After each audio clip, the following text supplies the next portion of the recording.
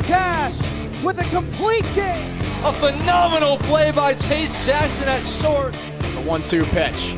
Swing and a miss. He got him. Will Yao. Wow.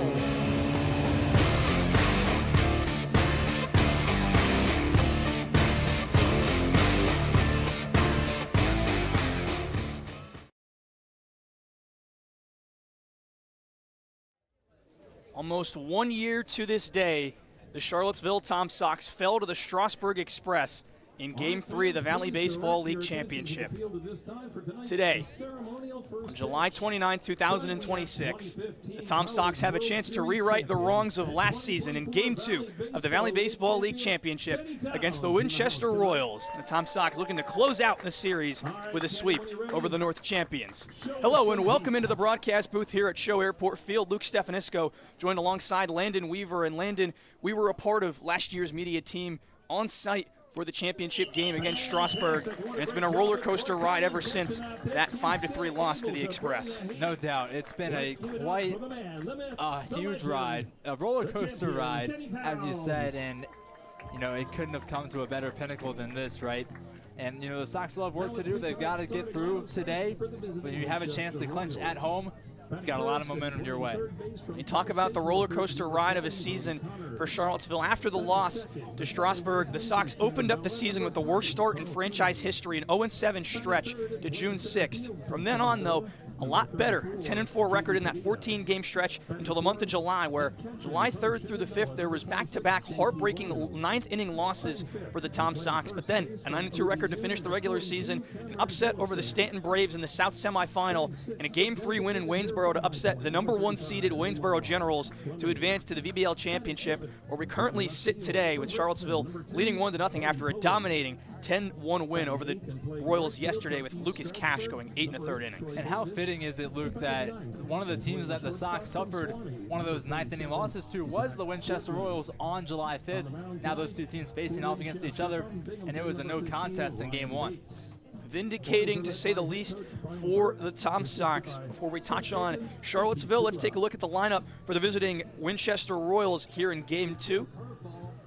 I'll send out Brody Connors as the leadoff man playing third base. Carl Keenan, the second baseman, bats second. Jamie Padilla, the center fielder, in the 3 spot. J.P. Williams, the team leader in average in the cleanup spot. Cameron Tellefson in the lineup after the day off yesterday. Amar Fleming, the DH, played first yesterday. He bats 6th.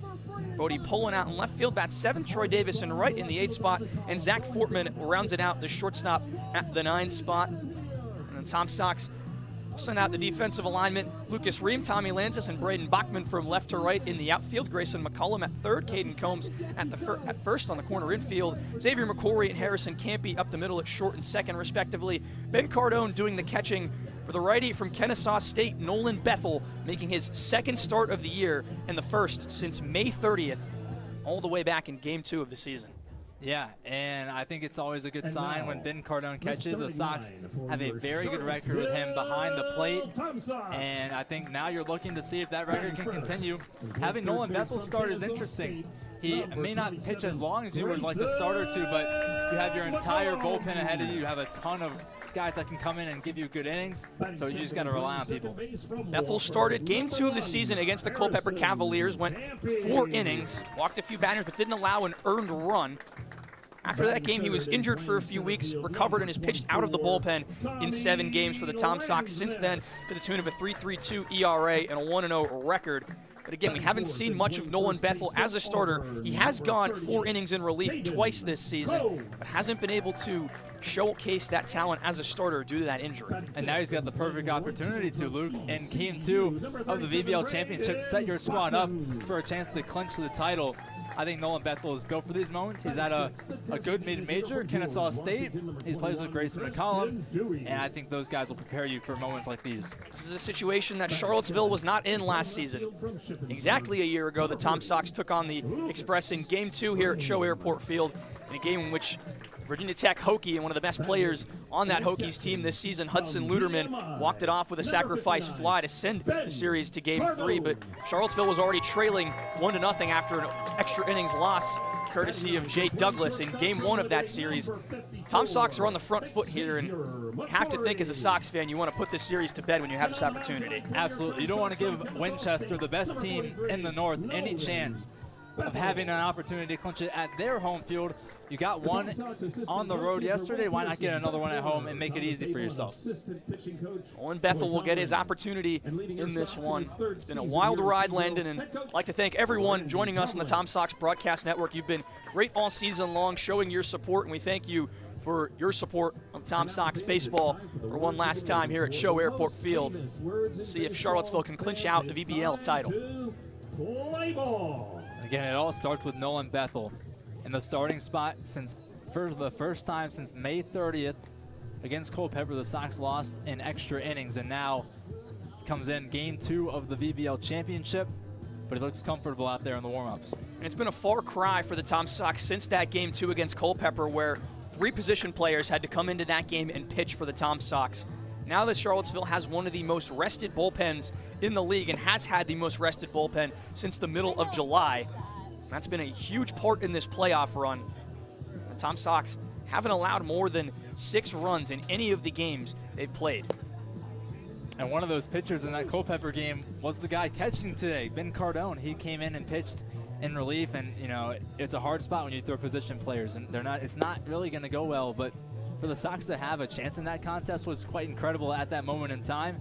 But now we're in a different spot. He's catching. He's been a great catcher all season for the Sox. What can he do with the battery of Bethel? VBL Championship Game 2 on tap here in Charlottesville. Brody Connors will lead it off for the Royals, the lone all-star position player for Winchester this season. Righty takes his time stepping into the batter's box. Already a couple minutes behind schedule here, but no one upset with that. Bethel ready. Out of the windup, he delivers the first pitch, which is grounded over to third base. McCullum charging in, scoops it with the glove, and goes to the throw. Over to Caden Combs in time for a quick out number 1. And a good start for Nolan Bethel and for the Sox as they get one out on one pitch. Hey, you know, we may be a couple minutes late on the start time tonight, but compared to last night, I think it'll take just a few minutes late rather than a 65-minute rain delay. Before and during the game, due to weather and lightning, Tom Sox still prevailed. A game that was all Lucas Cash, 8 1/3 innings. Nolan Bethel looks to follow it up as he goes back into the strike zone, the second pitch of the ball game, and goes ahead 0-1 of Carl Keenan.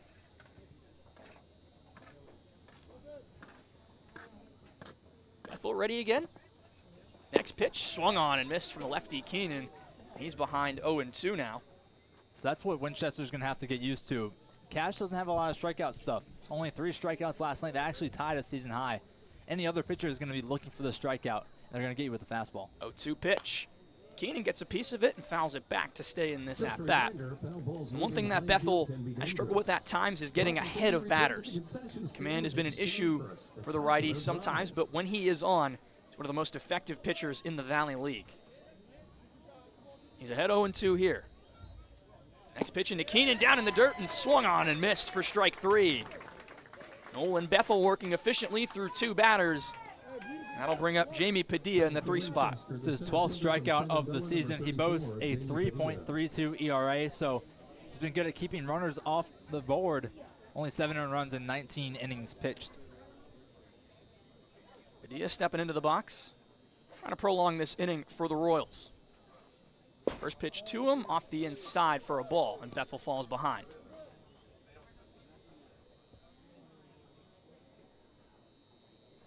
Good crowd on hand here at Show Airport Field. Playoff attendance has been excellent from the Tom Sox faithful as Padilla lines one back up the middle for a base knock. First hit for the Royals in the first inning. That keeps things going for J.P. Williams. You know this team is going to get hits eventually. They're not going to be shut out a whole lot. They're not going to be kept off the base pass a whole lot. And Jamie Padilla, one of their better bats, batting .250 this season, but he was a force to be reckoned with at Shenandoah University this past year. Speaking of one of his teammates, J.P. Williams, step into the batter's box, and Williams, the team lead in average and OPS this season for Winchester. First pitch in from Bethel, misses downstairs for a ball.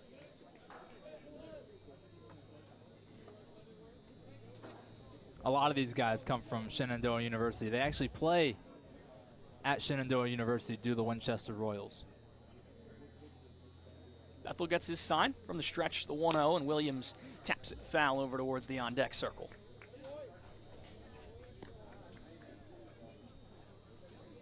Bethel last appeared in Sox Game 2 matchup against the Waynesboro Generals, where pitched 4 solid innings in relief of starter Clayton Arma, who couldn't escape the second inning, or rather the third inning, completed 2 full. 1-1 from Bethel. Beautiful breaking ball in there for a call and strike 2. That one started way in on J.P. Williams, and by the time he stopped looking at it, it was right down the middle in Cardone's glove. Beautiful pitch. Way to mix it up. Bethel back to work. Jamie Padilla off of first. The 1-2 pitch. Breaking ball just above the zone. That was another very good breaking pitch from Bethel. Couldn't get the call, and it evens up the count at 2 apiece. Yeah, just missed upstairs. What I've liked from the umpire crew yesterday and into today even is just being consistent. And they've not been calling that pitch a strike in either of Game 1 or Game 2. 2-2. Runs inside and hits Williams on the back. He'll take the free 90. Now 2 men on base for the Royals. We've got something brewing in the top of the first. Yeah, that one's going to sting a little bit, but I think the adrenaline for J.P. Williams helped shrug it off. But I'm sure once he goes back to the dugout, puts on his catching gloves and catching gear, it's going to hurt a little bit more. That'll bring up Cameron Tellefson, who surprisingly was left out of the Royals lineup yesterday. Team leader in home runs, a lot of power in the 6'6" frame of Tellefson. He's also their leader in strikeouts with 45. First pitch to him is a breaking ball, clipping the inside corner for a called strike. And not just a team leader, Luke, he leads the Valley in strikeouts. Call it a boomer bust prototype player is Cameron Tellefson. Bethel will have to tread lightly as the 0-1 is a half-hearted swing from Tellefson, and he's quickly behind 0-2. That's where Bethel will want to live against Tellefson. Obviously don't want to miss your spot with a breaking pitch to a guy like Cameron Tellefson, who can take you deep on any which way he chooses. Expect a lot of fastball with him. Bethel will look back to second, the 0-2. Breaking ball misses up high. 1-2 now, the count to the first baseman. I like that. You try and freeze him inside with a breaking ball. You don't want to let it hang outside, and that's a long bat that Tellefson holds, and if he gets a hold of it, sending it a long way. Bethel kicks and fires. 1-2 pitch, breaking ball just misses a little bit low. And again, it's second or third time this inning the Tom Sox have started to walk off the field and not gotten the call and strike 3. Yeah, that one's just a bit low and away. Tellefson's a big frame, though, so it's a bigger strike zone for Bethel to hit. Only problem is it's a big zone for Tellefson to take a crack at one. 2-2 pitch. Again inside, and it hits Tellefson. Back-to-back hit by pitch issued from Nolan Bethel, and the bases are loaded for the Royals with Amar Fleming coming to the plate. It's not the start you'd want from Nolan Bethel. The first 2 at-bats went as planned, and now Will Pearson coming out to talk with Nolan Bethel. This is good. We'll settle him down. Like, you got 2 outs on the board. You just need some weak contact in the infield or send one up high. This is a situation that not a lot of players on this field have been in. Game 2 of a championship series, one that you can close out at home. Nerves have got to be high, as well as the energy. You have to find a way to control both. Yeah, I mean, obviously you know it's a championship game, but you don't want to let that creep into your mind. Just treat every at-bat the same. Now you got Amar Fleming, who is now in the DH spot for Winchester today. He played at first base, so Amar Fleming switching with Cameron Tellefson in that right. Fleming was 1 for 4 last night. His lone hit coming in the 9th inning off of Henry Knighton, who entered after Lucas Cash's masterful day was over. Masterful is an understatement. 8 1/3 innings of 1-run ball. The base is loaded. Bethel delivers the first pitch to Fleming, and it's popped straight up. On the infield, heading over towards the Royal dugout. McCullum is there, and he hauls it in. First pitch swing from Amar Fleming results in disaster, and the Tom Sox escape the bases loaded jam in the top of the first. Winchester strands 3. We'll head to the bottom of the inning and see if the Tom Sox can get on the board in a 0-0 ball game here in Game 2 of the VBL Championship Series.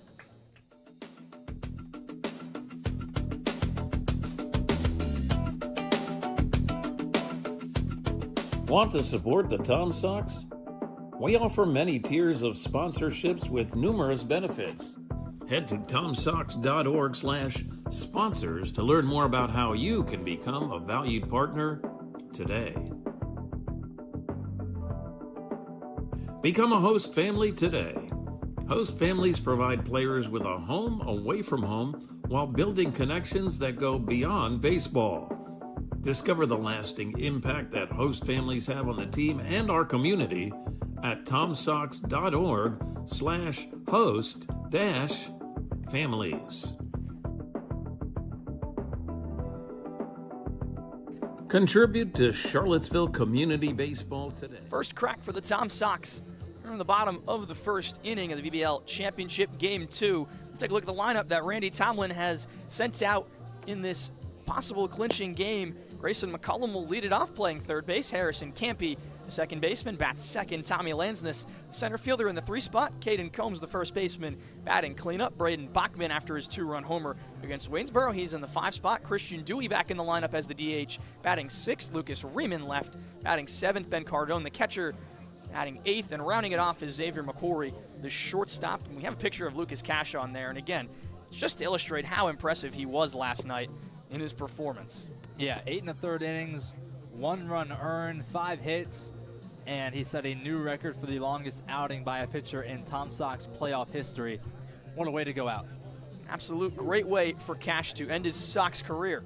Take a look at the Royals defensive alignment from left to right. In the outfield, Bodie Pullen, Jamie Padilla, and Troy Davis. On the corners, Brody Connors and Cameron Tellefson. Up the middle, Zach Fortman and Carl Keenan. Catcher is J.P. Williams. And doing the pitching is Ryan Bates, one of 2 VBL All-Star pitchers for the Royals, and someone that head coach Brian Burke is trusting to send this to a Game 3. And you wonder if push comes to shove, do we see Tyler Oakes, the other pitcher that was named a VBL All-Star for this Winchester Royals team, typically a reliever out of High Point University. We may see a little bit of him tonight. First pitch, it's popped up. Shallow center, rushing on is Padilla.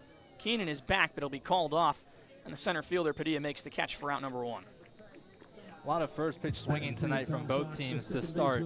And that was what served the Sox well yesterday. They were taking advantage of those first pitch strikes that were trying to be thrown by the Winchester pitching staff and placing it in good spots in the outfield. Grayson McCollum had the 3-run homer last night. Harrison Campy reached on an error as his only time on the base paths, and he takes a first pitch breaking ball for a called strike. We weren't really sure if Campy was going to play last night. Played pretty well.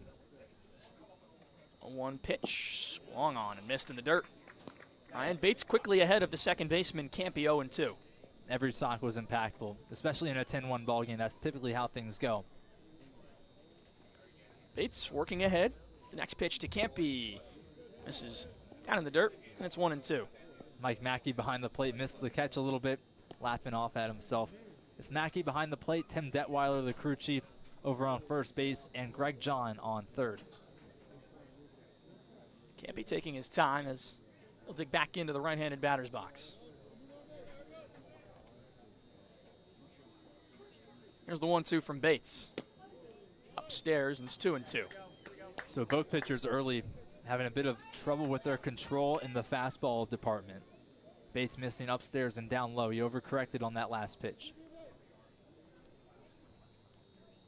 Count even. Next pitch to Campy. Again, bounced in front of the plate, and it runs full. Opportunity for the first base runner of the game for the Tom Sox. Campy for the old adage, base hit, ball 4. 3-2 pitch. Breaking ball called, strike 3. Beautiful pitch from Ryan Bates. That's out number 2 for the Sox in the bottom of the first. I don't mind that leave at all. That ball looked like it was going to come inside. If Campy swings at it, it's just going to dribble over to an infielder. So leaving that one is not the worst thing to do. I'll bring up Tommy Lansness in the midst of one of the more impressive streaks on the Sox roster, a 30-game on-base streak. Breaking ball from Bates, top of the zone, can't find the black. And Lansness goes ahead 1-0. An uncharacteristic 0 for 4 yesterday from Tommy Lansness, but he extended his 30-game on-base streak with a walk. He grounds that one over to first. Tellefson backs up on it. Shallow outfield and flips to Bates in time for out number 3. So Tellefson avoids near disaster and gives Bates a 1-2-3 inning in the first. Nobody on the board after 1 here in Charlottesville. We'll step aside, and actually we'll keep you here. We'll hear a word from Tom Sox president Chesley Mullins. Fans, thank you for your support of the Tom Sox and the Valley Baseball League all season long. At this time, Team President and General Manager Chesley Mullins would like to share a few words about the organization and the impact of the Charlottesville community. Not my day job here. Hello, welcome to Cho Airport Field for the final home game of the Charlottesville Tom Sox of the 2026 Valley Baseball League season. Thank you all for being here. My name is Chesley Mullins, and as Jeff said, I'm the president and general manager of the Tom Sox organization. So I want to take this opportunity to thank the many people who contribute to this team and the Valley Baseball League. The league is made up of 12 teams, each of which is a 501c3 registered nonprofit organization run by a board of directors. And each board of directors has at least one representative who contributes to the overall operations of the Valley Baseball League, led by the commissioner, Rick Firk. Next year will be the 130th year of the Valley Baseball League. To reach this milestone, it's taken a vast number of people to make this happen. These are incredible people who give countless hours and their time, their talent, their treasures to prepare for and produce the games in this league. We would be here for a very long time if I attempted to name everyone individually, and I would likely leave a lot of people out. So I'm going to say thank you to the many groups who make this possible. Our board of directors, our host families, our coaches, our umpires, our players, our interns and volunteers and support staff, our athletic trainers, physical therapists, and medical teams, our concessions and meals providers, our sponsors, donors, media partners, our networks of college coaches, recruiters, and scouts, our transportation providers, our city, school, and municipal partners, our field work and maintenance crews, and our fans. In Charlottesville, we're a little unique, and we have our own group of interns and volunteers who are just second to none, and they really are invaluable. They cover all aspects of our operations, including sports information, media relations, our broadcast services, live stream and radio, our video and photography, graphics, social media, data analytics, reporting and scouting support, operations, hydration and nutrition, athletic training support, merchandising, admissions, our field work and mowing, facilities management, logistics and transportation, in-game music, scorekeeping, scoreboard operations, and our public address. And very many special thanks to our friends and families who support us and our love for the game and our ability to do this every summer. So thanks for an amazing 2026. Go Sox! A big thank you to Chesley Mullins. Fans, let's give a big round of applause to Team President and General Manager Chesley Mullins.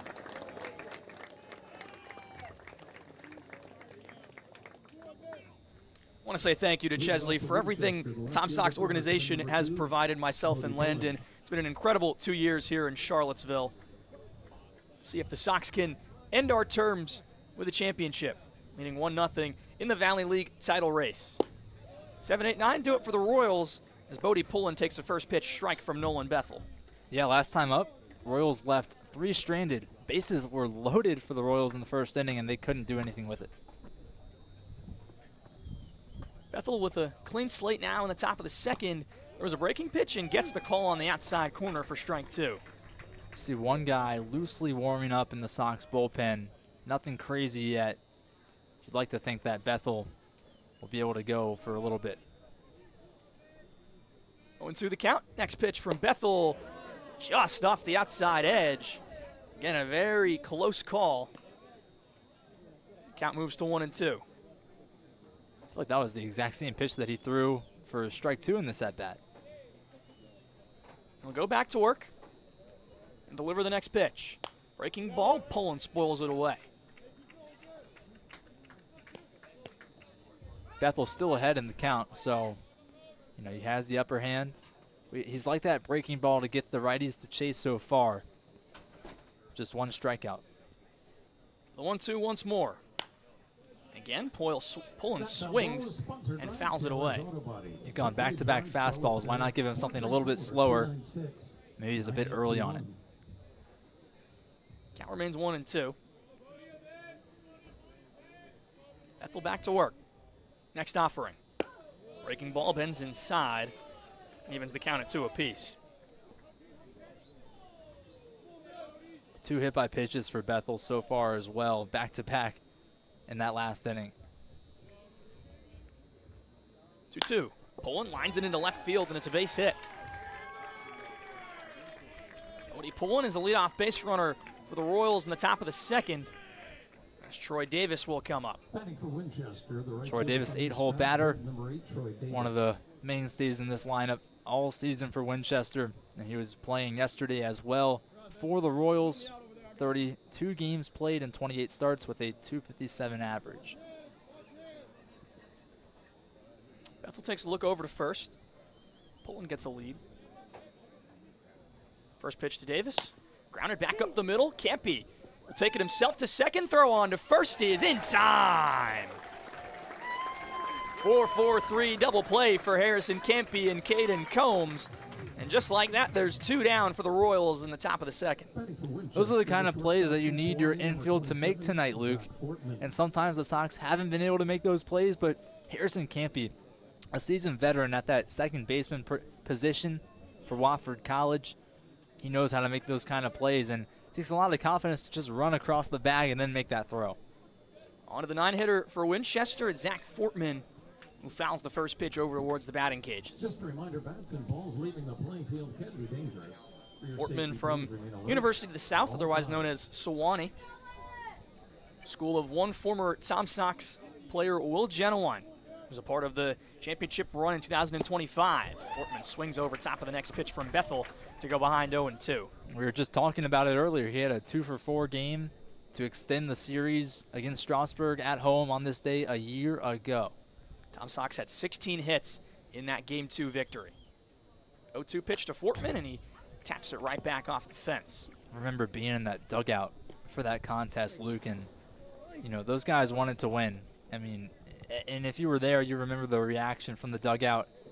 Hudson Luderman running, a couple of pitchers trying to chase him with the tank of Gatorade. Didn't make it very far. I think at first base they lost it all. Fortman grounds the 0-2 pitch over to third. McCullum backs up on it, unleashes a throw to first. That's picked out by Caden Combs for out number 3. Nolan Bethel through 2 scoreless here in Charlottesville. The Tom Sox will go to work in the bottom of the second here in Game 2 of the Valley Baseball League Championship Series.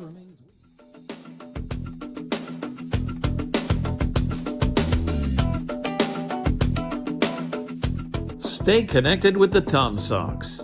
Follow at Seville Tom Sox on Instagram, Facebook, YouTube, TikTok, and X for the latest team updates and primetime content.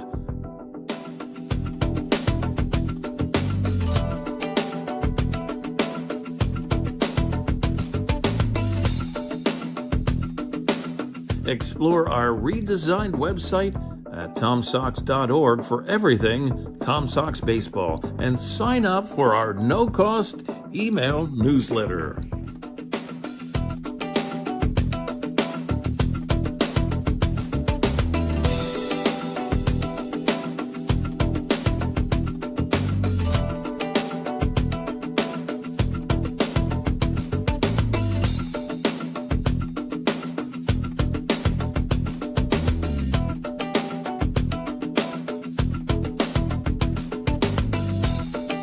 subscribe to the official YouTube channel. Nothing. The score after 1.5 in Game 2 of the Valley League Championship Series. Caden Combs will come to the plate, and he's been one of the best performers in the playoffs all season for Charlottesville. And since the month of July started, he's been one of the best players in the Valley Baseball League. Yeah, if someone were to ask me what was Big Riz like in the month of July in 10 years, I don't think I can say enough good things about him. For these playoffs, he's played in 5 games, collected 10 hits and 21 at-bats, and he swings and pops up the first pitch into foul territory on the right side. Cameron Tillefson is over, giving it a look, but it gets out of play. Yeah, Tillefson looks to be okay. We thought he might be a little bit shaken up after he took that tumble at first, assisting the 3-1 to get Tommy Lansness out in the bottom of the first, and he seemed fine jogging over to track that foul ball. In the 5 games that Caden Combs has played in this postseason, Tom Sox haven't lost. The lone game he did not play in was the blemish in Game 2 against the Waynesboro Generals. There's the 0-1 from Bates. Combs takes it right down the middle for strike 2. And Combs knows what he likes. He knows the pitch that he wants to get, that hanging breaker right over the middle. We've seen him connect on it time and time again. Bates should know that too. When you look at the size of the guy in the righty's batter's box. 0-2 pitch from Bates. Swing and a miss from Caden Combs. Second strikeout for Ryan Bates. Caden Combs is retired to begin the home half of the second. Now it's the hero of Game 3, Braden Bachman. His 2-run home run in the top of the 9th in Waynesboro, Virginia, extended the Sox lead to 3 runs, and from there it was lights out for the Gins. One of a couple heroes of that game, paired alongside Asher Sabom. First pitch to Bachman, a breaking ball in for strike 1. Sabom entered the game with 2 men on and nobody out, with the league leader in average, Jake Mueller, pinch hitting, and got 3 straight outs. None of the runners advanced to get the Sox out of that inning. Bachman check swing on a breaking ball that misses outside. Bachman went 1 for 4 yesterday in Winchester. He scored on 2 runs, and he also earned a walk as well. 1-1 pitch from Bates. Bachman takes a slider that misses into the left-handed batter's box.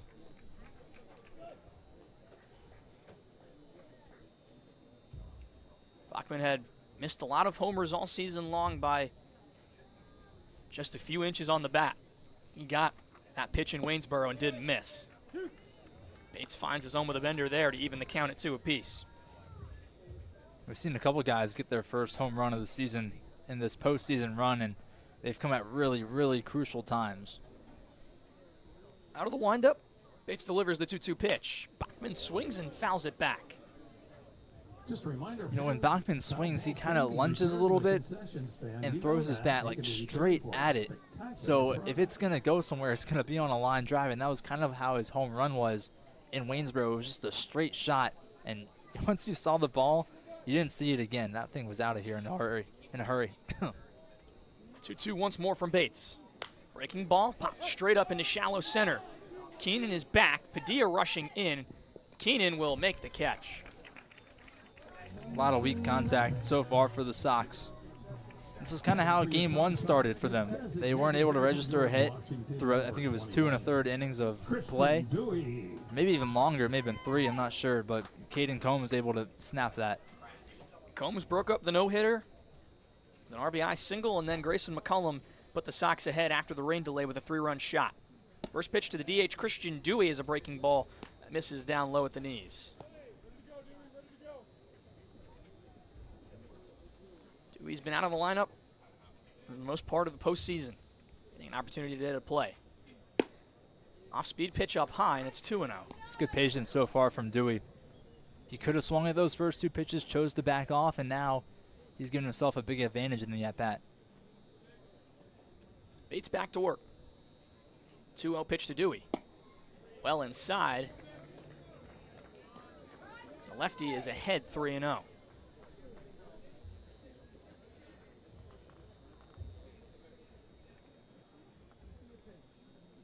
Sox will look for their first base runner. 3-0 pitch from Bates, right down Broadway for a strike. And this is Dewey's first appearance since Game 1 of the playoffs in Stanton. He hasn't played for the Sox since then, and he's been thrown into a pretty big spot. 3-1 pitch. Dewey takes a big hack and flies it into center field. Padilla is over into the gap.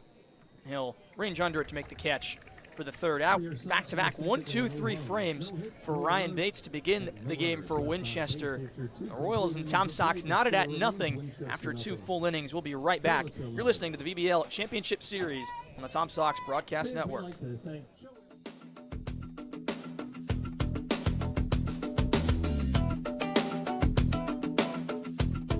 Want to support the Tom Sox? We offer many tiers of sponsorships with numerous benefits. Head to tomsox.org/sponsors to learn more about how you can become a valued partner today. Become a host family today. Host families provide players with a home away from home while building connections that go beyond baseball. Discover the lasting impact that host families have on the team and our community at tomsox.org/host-families.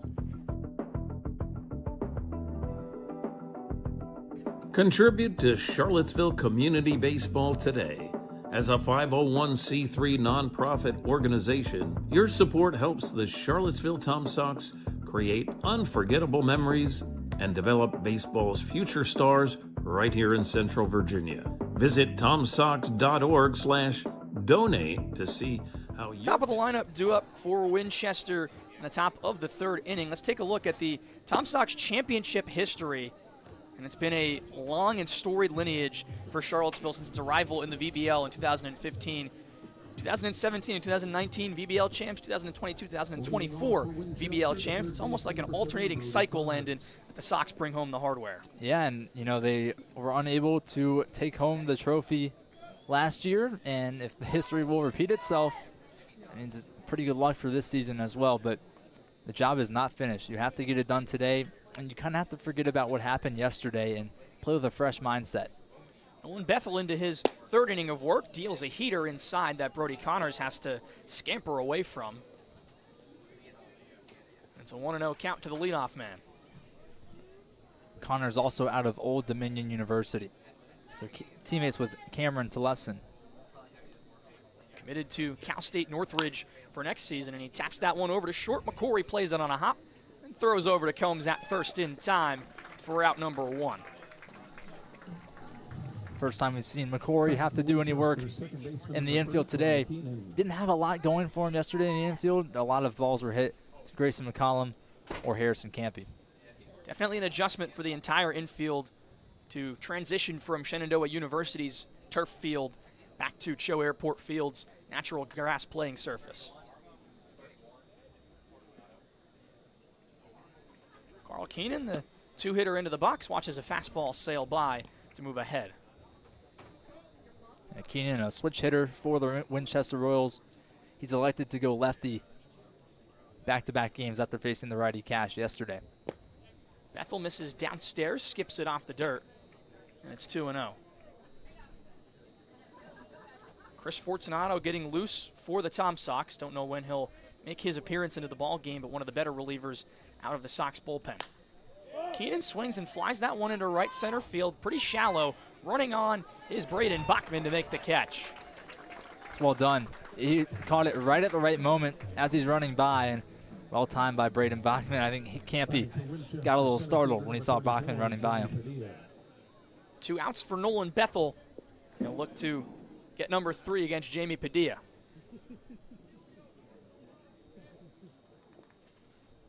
This has been the most consistent inning for Nolan Bethel so far. Just a few pitches and 2 outs. He'll deliver the first offering to Padilla. It's a breaking ball that Padilla has to step away from. Breaking pitches that Bethel has thrown early in this outing, tailing into that right-handed batter's box and causing some issues for those right-handed hitters. The 1-0 pitch. Breaking ball that time just above the zone, and it's 2-0. I like it when he goes to the fastball. I think he locates much better, as long as he can keep it out of the range of the hitter. Fastball that time bends inside, and it's 3-0. Bethel can avoid his first walk of the ball game. This 3-0 count with Padilla at the dish. Next pitch is in there for a called strike. It's well done. I think Padilla is going to take that fastball any day of the week because it's a 3-0 count, but it gives you a little bit of confidence if you're Bethel. Bethel back again. The 3-1 pitch. Breaking ball off the inside edge. It's a 5-pitch walk issued to Padilla. Randy Tomlin mulling near the dugout, and he'll take the trot out. Looks like he gave the signal to the bullpen. So that'll be it for Nolan Bethel here in the top of the 3rd inning. 2 outs on the board, a runner on first, and Chris Fortunato will enter for the Sox. We'll step aside and talk more about Chris when we come back.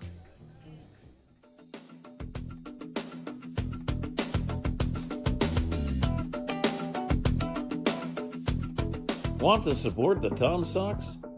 We offer many tiers of sponsorships with numerous benefits. Head to tomsox.org/sponsors to learn more about how you can become a valued partner today. Become a host family today. Host families provide players with a home away from home while building connections that go beyond baseball. Discover the lasting impact that host families have on the team and our community at tomsox.org/host-families.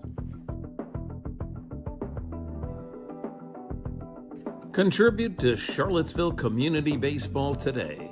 As a 501c3 nonprofit organization, your support helps the Charlottesville Tom Sox create unforgettable memories and develop baseball's future stars right here in Central Virginia.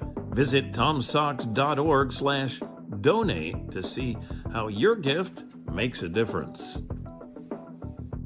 Don't miss a single moment of Tom Sox baseball. Check out tomsox.org/schedule to see when the team is back in action. Randy Tomlin makes a call to the bullpen in the top of the 3rd inning. Chris Fortunato, the former VBL South pitcher of the week and trusted middle innings man for the Tom Sox, will enter. 2 outs and a runner on first, courtesy of Nolan Bethel. Yeah, he's been a big part of the relief program for the Sox in this postseason. This is his 8th appearance in relief for the Sox. He has a 2-0 record and boasts a 1.20 ERA with 10 strikeouts to 6 walks and just 2 earned runs on the season. Spent some time in the early part of the summer in the Cal Ripken League and made his way over to the Valley League and has been one of the best pitchers in the Valley since his arrival. And Bethel set him up in this inning. 2 outs, just 1 runner on, and that came as a walk in the last at-bat of his outing. Definitely not a slouch at the plate, however, as J.P. Williams will be in the box facing Fortunato and welcoming him into the ballgame.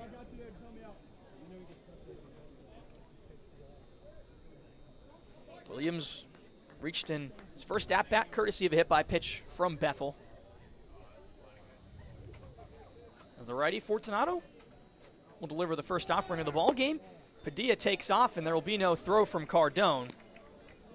Just like that, Jamie Padilla moves into scoring position to give the Royals a chance with 2 outs. That's smart from Cardone. If you know that you don't really have a play to make, don't try and make it. It's not going to be smart, and that's a good decision from him.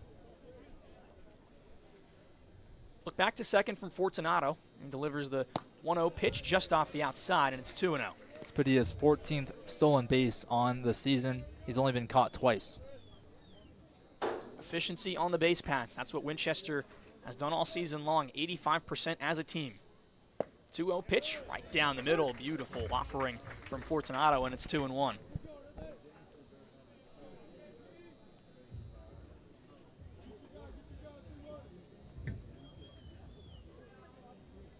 2-1 pitch to Williams, and he swings and fouls it away. Cardone thought about a back pick to second there. Williams may have saved his teammate over at the bag. Yeah, Padilla was caught in the middle of that one for sure. But the foul tip by Williams was able to keep him in play. 2-2 the count. The righty Fortunato takes a look back to second and delivers.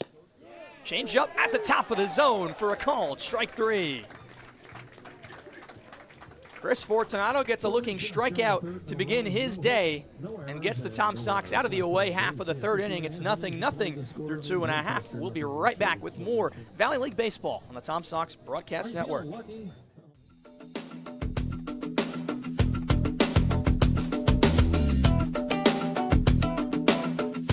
Stay connected with the Tom Sox. Follow at Seaville Tom Sox on Instagram, Facebook, YouTube, TikTok, and X for the latest team updates and primetime content.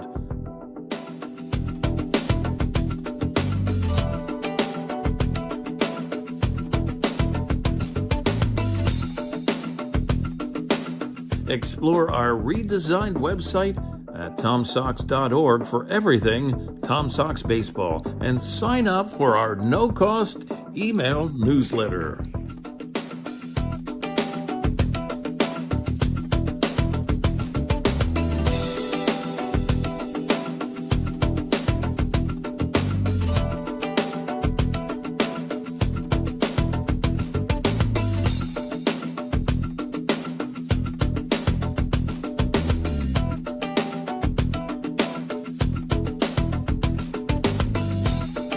Subscribe to the official YouTube channel of your 4-time Valley Baseball League champion, Charlottesville Tom Sox. Highlight videos, game recaps, full games, in-depth interviews. Lucas Ream will lead it off for Charlottesville in the bottom of the third inning, and he'll try to crack the code that has been Ryan Bates, who's been excellent for Winchester through 2 frames. Yeah, and Lucas Ream, we know what kind of power he has. He's a guy he's been a good player all season. We haven't seen him as much in the postseason as maybe you would have thought. That's just because Neely and Bachman have been playing very well in the outfield, and you're not going to take Lansness out at this point. So Ream's been out of the lineup for a couple of games. He's back now, and it's time for a rally for the Sox, and Lucas Ream needs to be that rally starter. If you want a guy that can get things going, Lucas Ream's certainly someone that is able to do just that. First pitch from Bates, a breaking ball that Ream goes back up the middle. Fortman over past the second base bag, throws to Tellefson for the first out. And Ryan Bates continues to work quick, 1 pitch, 1 out in the home half of the third. You know, that's one thing about Ream, though. He's always going to run out of pitch, and it doesn't matter how tight the throw is going to be or how out he's going to be. He's always running through that bag, and he made it pretty close against Tellefson. That'll bring up Ben Cardone, which some people may call Cardone the anomaly. Cardone has an undefeated record as a catcher for the Tom Sox this season against every team but Waynesboro. Caught double-digit games for the Sox. Takes a first pitch strike from Bates. Ryan Bates has been really impressive in his command and control of the zone, inducing weak contact so far. He has retired 7 straight batters to start the game. Somebody's going to have to break it open for the Sox. One from Bates, and Cardone just that. First base hit and first base runner for Charlottesville, courtesy of the catcher, Ben Cardone. Cardone, man, I mean, he is a gritty catcher. When you need somebody to make a play, that's the guy right there. He's been a rally starter in the 9th, and he's been a hit starter now in the 3rd for the Sox. Now a runner on first, Xavier McCory rounds it off, a guy who spent a large portion of the season as a leadoff hitter, hasn't had the same type of success in the early season that he's had in the playoffs, but certainly a prototype of a guy you want at the 9th spot. He swings over top of the first pitch for a strike. And we kind of talked about that before the change was made, like, oh, maybe this could help out the lineup a little bit. And Tomlin made a good decision. And it's not that McCory's been bad per se. His numbers just haven't been up as high as we saw them early on, but he's still a great guy to have. Throw over to first, gets away from Tellefson. Cardone over to second, he'll go for third.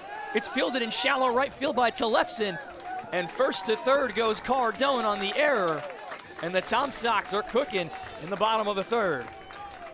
He'll take that lucky break. Cardone able to go all the way to 90 feet away from scoring, and now you have a guy in McCory who, he loves a bunt, he loves to get an RBI, and in those pressure situations, it feels a little bit bigger, and McCory is the big man for those moments. First run of the ball game, 90 feet away for Charlottesville. Pitch into McCory, beautiful breaking ball. And Bates goes right back to work. It's 0-2. Now is not the time to be looking, though. you have a guy on third, one out. Why not let it fly? A sac fly scores right here. Cardone now at third. Royals will bring the infield in. Pitch is grounded back up the middle, and a wise move from Brian Burke as Carl Keenan throws to first for out number 2. Yeah, Keenan was shaded all the way into the infield grass, ready for that soft nub from McCory. And he froze for a while, but he had enough time to make it because it was maybe a 20-yard throw over to Tellefson at first. This will bring up Grayson McCullum, the Tom Sox leader in RBIs this season, and a guy who had 5 yesterday in Game 1 against the Royals. Second player in Tom Sox history with 5 RBI in a Game 1 championship series matchup. In back-to-back years as well. Kyle Langley did it in Strasburg last year, and he also hit a 3-run home run in that contest, as did McCollum yesterday in Winchester. McCullum behind 0-1. Ben Cardone at third. Pitch from Bates bends outside, and the count even at 1.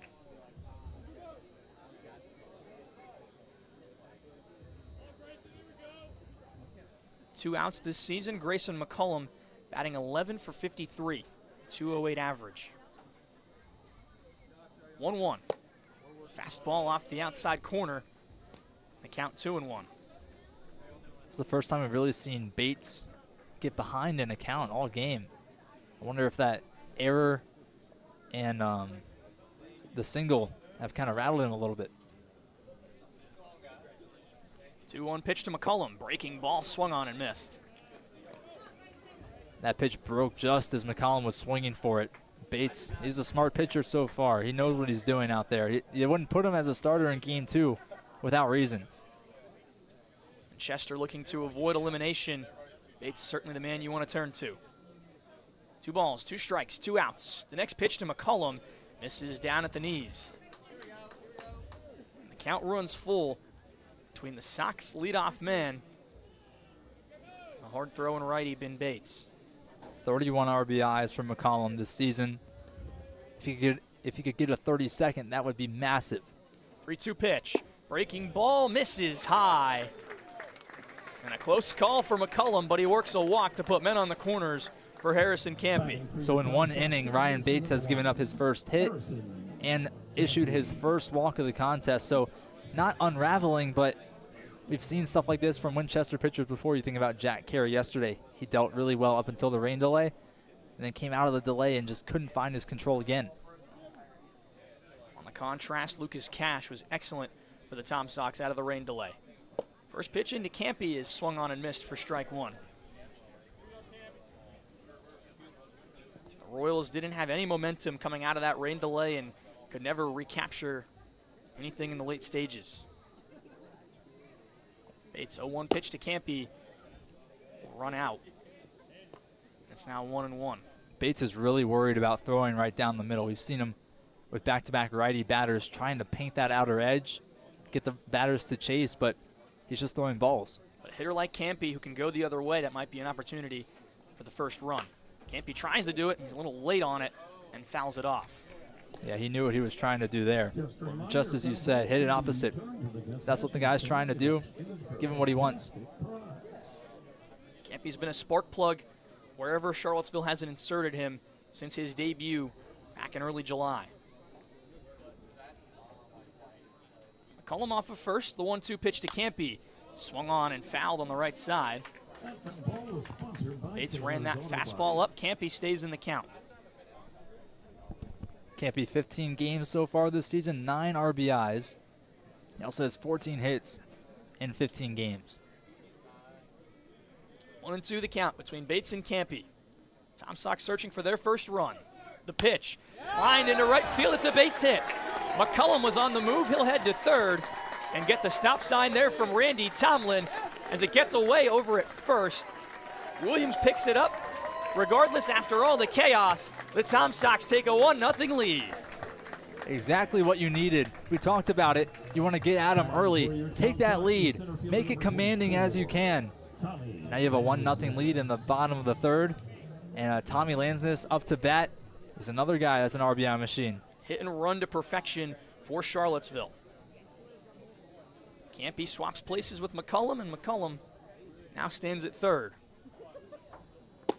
First pitch into Lansness, well inside. And the center fielder for Charlottesville gets ahead in this count. Opportunity for the Sox to tack on some more. Another one of its best RBI producers. 1-0 to Lansness, a breaking ball missing outside. And a common theme we've seen all season, Luke, is 2-out hitting. And even yesterday, it was 2-strike hitting for the Sox with 2 outs. They were being clutch in the late stages of the contest, piling on the runs, and it all came with 2 outs. 2-0 pitch to Lansness. Down in the dirt, and it's 3-0. And Bates has really lost his control. All this momentum from the Sox. He's given up an RBI single, another single to Cardone, and a walk. You certainly don't want to walk Lansness to face the guy on deck in Caden Combs, who's been one of the hottest hitters in the Valley League. Out of the stretch, the 3-0 to Lansness is right down central for a strike. We've seen Lansness trying to go opposite a lot lately. At least that's where his fouls have been. Wonder if he's going to try and find that big gap in left.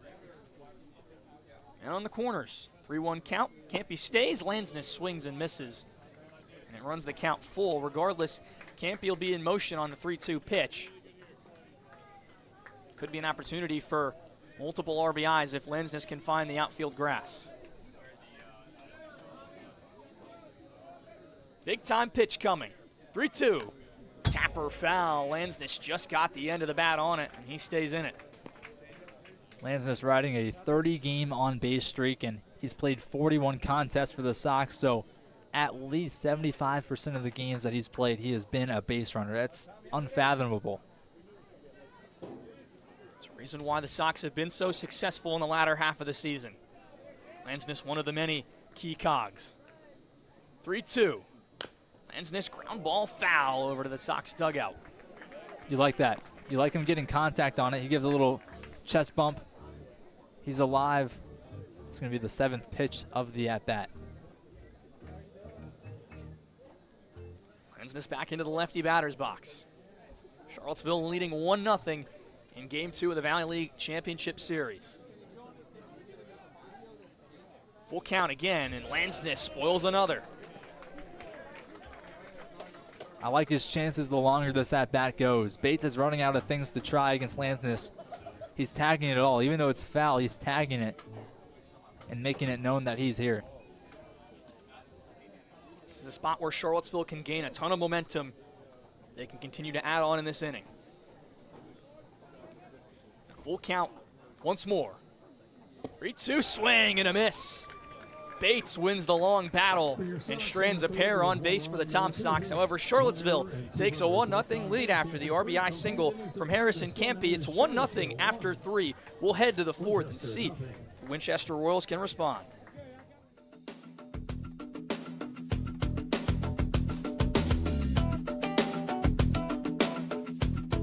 Want to support the Tom Sox?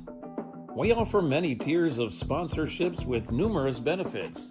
Head to tomsox.org/sponsors to learn more about how you can become a valued partner today. Become a host family today. Host families provide players with a home away from home while building connections that go beyond baseball. Discover the lasting impact that host families have on the team and our community at tomsox.org/host-families.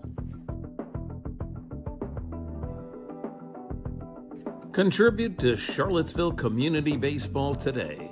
As a 501c3 nonprofit organization, your support helps the Charlottesville Tom Sox create unforgettable memories and develop baseball's future stars right here in Central Virginia. Visit tomsox.org/donate to see how your gift makes a difference. Don't miss a single moment of Tom Sox baseball. Check out tomsox.org/. Tom Sox take the 1-0 lead in the bottom of the 3rd inning, and Chris Fortunato will try to continue the scoreless stat line for the Winchester Royals into his first full inning of work. I'll have to do it against his first at-bat with Cameron Tellefson at the plate. Again, he strikes out the most in the VBL, but he's also in the top 5 of home runs hit in the VBL. So what you get is what you get with Tillefson. You might describe it as a gamble, putting him in the lineup, whether you're going to get strikeouts or the potential of the big win and a home run. Off-speed pitch from Fortunato, the first pitch to Tillefson is a ball. And again, a big strike zone. He stands at 6'6", so you have a lot of room to hit, but you want to be careful where you place it. 1-0 pitch.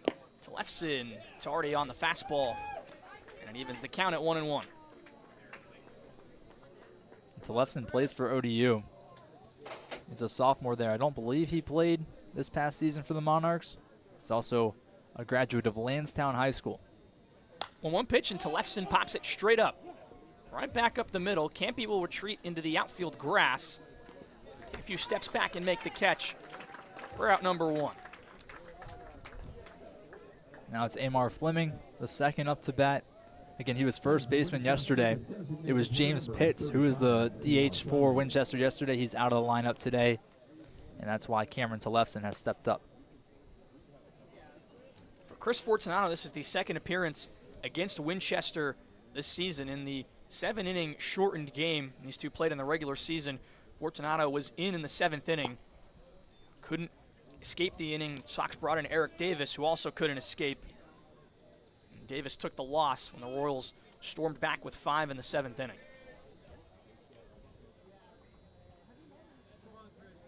1-0 pitch to Fleming. He pops that one foul and head over towards the parking lot. This is the first lefty that Fortunato has faced today. He'll also have to go up against Carl Keenan, the switch hitter for Winchester, who is going to elect to bat lefty against the righty Fortunato. And that first pitch in this at-bat against Fleming, the second you could see Fortunato trying to feel the lefty out. The second pitch was good. 1-1. Breaking ball runs up high, came out of the hand improperly from Fortunato, and it's 2-1.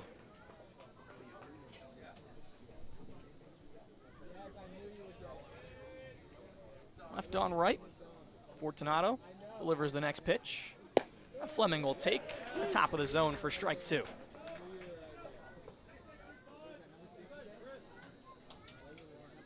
Winchester will try to recapture some momentum. They trail 1-0 in Game 2 of the Valley Baseball League Championship Series. 2-2 pitch. Another breaking ball, that time up high. And it runs it full. Now, this is Winchester's first appearance in the championship series since 2012. They lost in 4 games, 3 games to 1 to the Harrisonburg Turks. 3-2 pitch. Fleming takes off the outer edge for ball 4. Fortunato issues his first walk to give the Royals a base runner. Winchester and Harrisonburg tied at the top of the Valley Baseball League in all-time titles with 13. So Winchester's searching to stand alone atop the Valley Baseball League. The Sox searching for their 5th title in 11 seasons. Winchester hasn't even won a title, Luke, since 2004. They were dominant in the 90s and the early 2000s. VBL Commissioner Rick Furr was a part of the Winchester teams back in the 70s. Fortunato will throw over to first unsuccessfully. Small world. Very small world. It's a very small world, but also shows the storied history of the Valley League. The Stanton Braves are the first champions in 1954. Swing and a miss from Bodie Pullen in the first pitch of his at-bat with Chris Fortunato.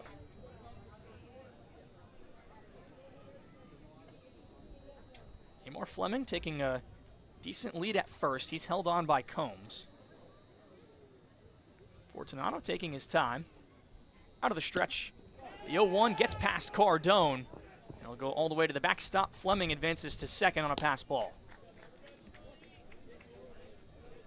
Yeah, that's the 9th pass ball by Cardone this season. And a lot of appearances at the catching position. But the Sox, that's not the best thing to have happen right now. That takes away the double play depth, double play threat, and now you give Winchester a runner in scoring position and Bodie Pullen up to bat. Count 1-1. Fleming dancing around at second. Pitch into Pullen. Runs outside. Cardone also, out of the 2 main catchers that have played this season between him and Caffarillo, only 27 stolen base attempts He's caught 12 runners stealing. 2-1. Pitch from Fortunato. Finds the bottom of the zone, and it makes the count 2-2.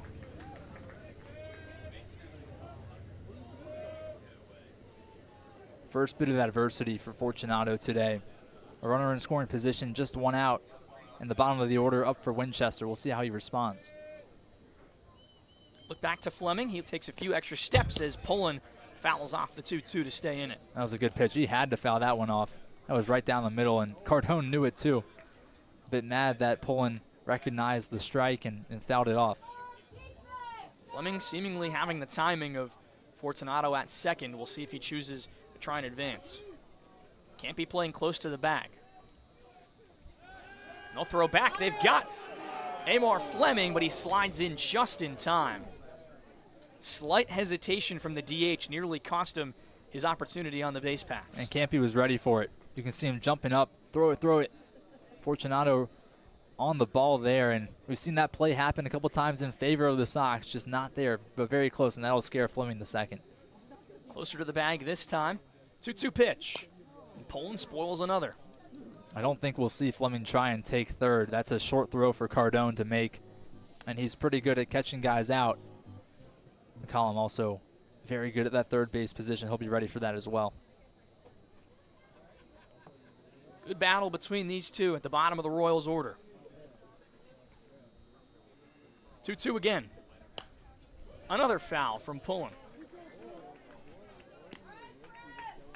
A couple of long at-bats between these two teams early on in the contest. Again, Charlottesville's bullpen very well rested.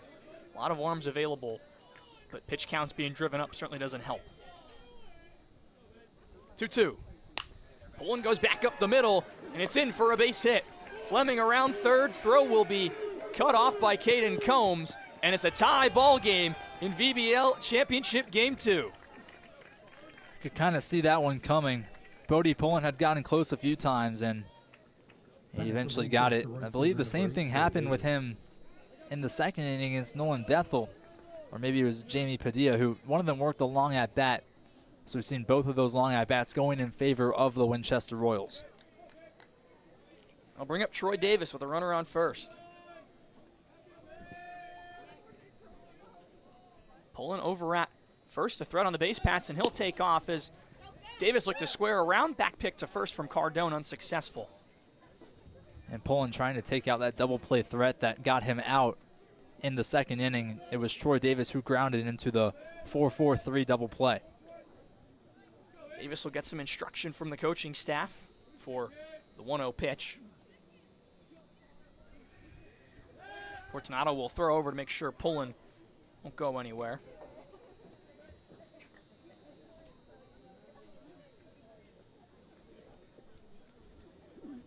Davis ahead in the count of the righty Fortunato. Pullen holds up as Chris misses high. 14 stolen bases on the year for Bodie Pullen. Definitely a threat on the base paths, and they look to keep him stationary at first. 2-0 inside, and it's 3-0. And that pitch just missing on the inner edge. Davis stepped out of the way. He was confident that it was a ball. Motion in the Tom Sox bullpen. Couple arms starting to move around as Randy Tomlin jostling in his mind for some decisions. 3-0 pitch. Misses inside again. Single and a walk in two batters. It's two men on for the Royals, and Ben Cardone will walk out to the mound to have a chat with Chris Fortunato. Yeah, Fortunato hasn't quite had the command that he'd want to. It started out really well. He retired the first two batters he saw at the end of the third and then to begin the fourth. But then since then, 2 walks and an RBI single, and the game is knotted at 1. I like this from Cardone, to have a little bit of command, give him some confidence back on the mound. Fortunato, he's been around the game for a long time. He knows what it takes to get out of this kind of position. He's a senior at Stevenson, so he knows what it takes to work out of these jams.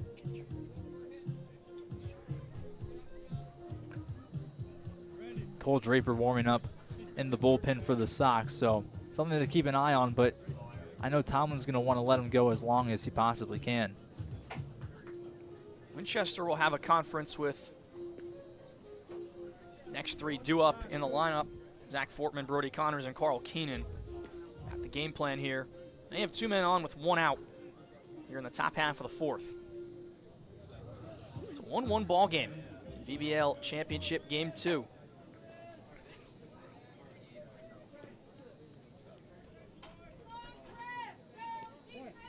Fortunato ready. After the conversation with Cardone, let's see if he can bounce back. Fortman will to square around as Fortunato steps off. Now Fortman showed bunt there as well. I wonder if that was what the conference was about between the base runners, the hitter, and the hitting coach. Combs far in on the grass. Fortman will pull back as the pitch from Fortunato sails outside. Now you can see Combs really shading in from this first base position. He's ready to throw on over to third if need be. If Fortman decides to bring it back on a slash, we've already seen Combs in some danger with how far he plays in. Fortman pulls back. Fortunato misses high.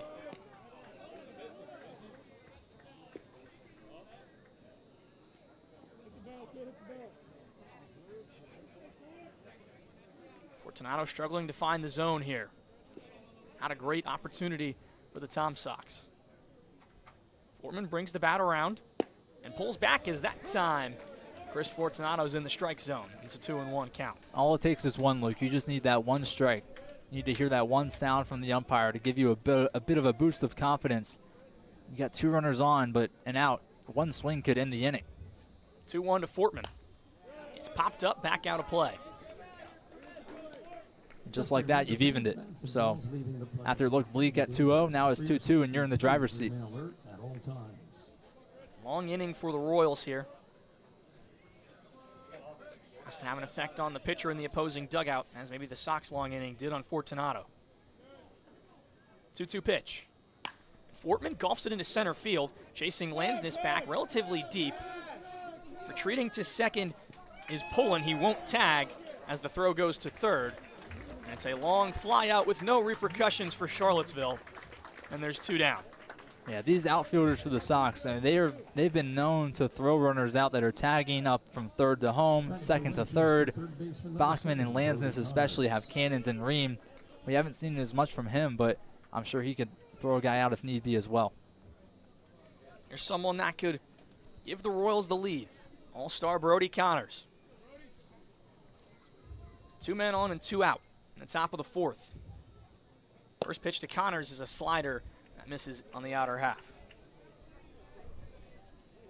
And Fortunato, he just needs to induce that weak contact again. It worked well in the at-bat against Fortman.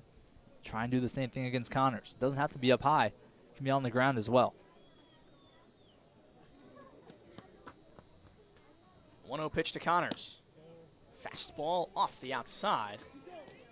It's a good hitter's count for Brody Connors. He's ahead 2-0. And with runners on first and second, Luke, the play is anywhere. Whoever's ready to make a play, go ahead and do it. And Fortunato balked. So that means Pullen and Davis will advance to second and third respectively. Now the go-ahead run only 90 feet away for Brody Connors. Yeah, Fortunato, not entirely sure what the move was, and now Tomlin signaling for, I think it's Draper, to come into the contest. Fortunato's outing cut short, unfortunately. That'll be the end of the day for Chris Fortunato. We'll have the name and numbers on the reliever out of the Sox bullpen when we come back here on the Tom Sox Broadcast Network.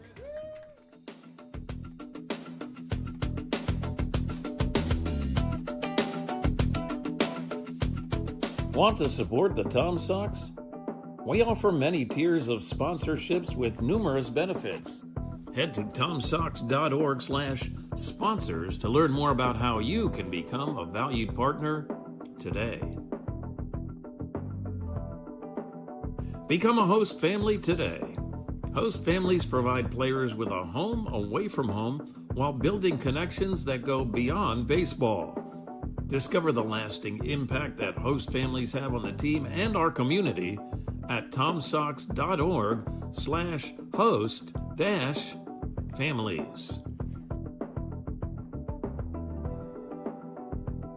Contribute to Charlottesville Community Baseball today. As a 501c3 nonprofit organization, your support helps the Charlottesville Tom Sox create unforgettable memories and develop baseball's future stars right here in Central Virginia. Visit tomsox.org/donate to see how your gift makes a difference. Don't miss a single moment of Tom Sox baseball. Check out tomsox.org/schedule to see when the team is back in action.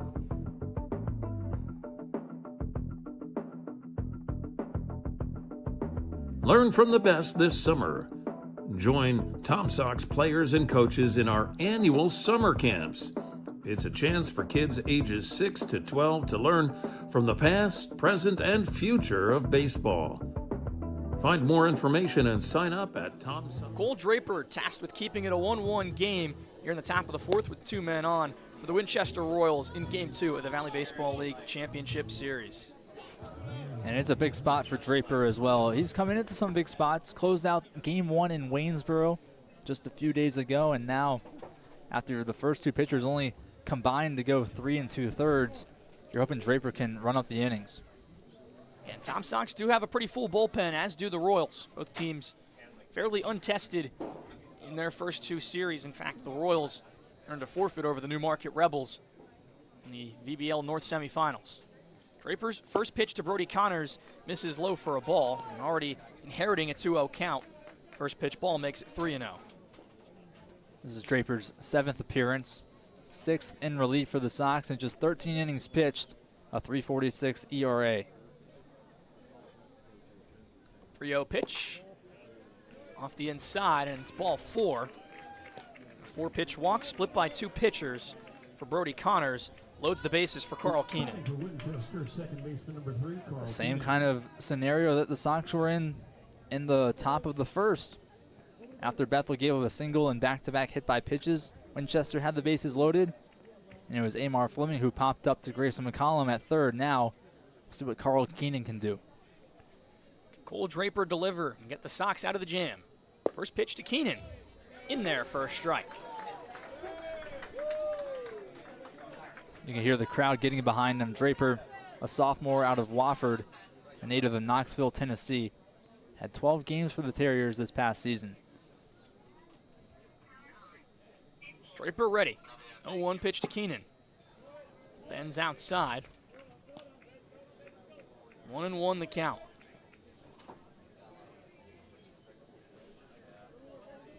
Keenan will try to give the Royals the lead. They led early in Game 1 and surrendered the lead the back ends of the innings. Ground ball over to first. Combs botches it, and it gets away. Davis waved to home. The throw not in time. 2 runs will score, and the Royals take the lead on the error from Combs. That's unfortunate. That's a play that Combs makes 99 times out of 100. And with the pressure of the moment, bases loaded, you have a chance to get out of the inning with just 1 run allowed. Now it's 2 and your team's working from behind. Poland and Davis score. Connors advances to second, and Keenan now at first off the E3. That brings up Jamie Padilla, trying to continue this fruitful inning for the Royals. Draper delivers a first pitch inside for a ball. And that rounds out Fortunato's line. An inning pitched, a hit, 3 runs that were not earned at all, 2 walks and a strikeout.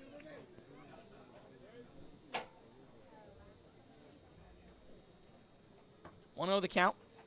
To the righty, Padilla, and Draper misses into the lefty batter's box.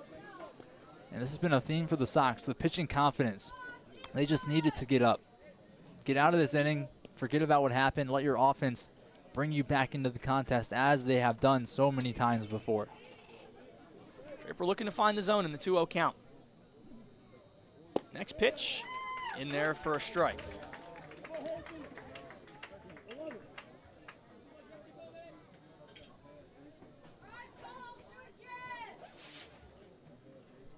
Padilla on the day, 1 for 1. A single and a walk already on his line. Draper's 2-1. Is inside again. Hitters count for Padilla. 3 balls and 1 strike to the center fielder. Connors off of second. Keenan off of first.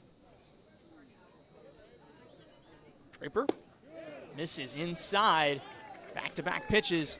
It's a 5-pitch walk, and once again the bases are loaded for Winchester. You've got to forget about the base runners. Forget about them. Just get that weak contact. What happened with Caden Combs at first is not going to happen many more times. This infield has proven that they're very consistent. They make the easy plays. And a rollover to McCory or Campy or McCollum is a sure out. Right guy, right spot for Winchester. J.P. Williams at the dish.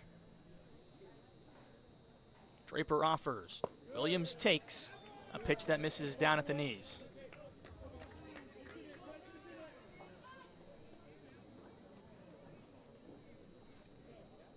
Williams ahead 1-0.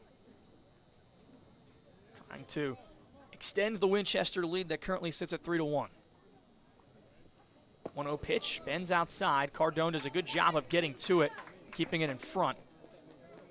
Williams ahead 2-0. Yeah, Cardone just saved a run. No doubt about that. He slid all the way into the lefty's batter's box to glove that ball. Brody Connors ready to come home after that one. Bases loaded. Draper deals. Fastball in there for a strike. And Cole Draper escaped this rough inning for Charlottesville. The lead has already ballooned to 2 for the Royals. 2-1 pitch. Breaking ball, good block from Cardone. However, Draper in danger of walking in a run. Just throw it down the middle if you're Draper. Put some speed on it. But, I mean, just let him hit something. Let him get something up in the air. Draper deals the 3-1. Grounded down the third base line, off the bag, and into left field. They will roll it foul. Oh, that appeared to hit off of the third base bag. Instead, it may have hit off of Brody Connors and went foul. It's a lucky break for the Sox nonetheless. And instead of a run, it's an extra strike. Now it's a full count, and you're 1 pitch away from getting out of an inning that could spell disaster. Draper gets the new lease on life. In a full count with 2 outs. Runners will creep forward to the next bag. The payoff from Draper is grounded foul down the third base line. The same pitch that he just threw. J.P. Williams ready for it. Now if you're Draper, you mix it up. Big spot for both of these squads. Winchester trailing this series 1-0, trying to take some momentum into the middle innings. Charlottesville trying to keep this game as close as they can before they can get the bats back up. 3-2 again.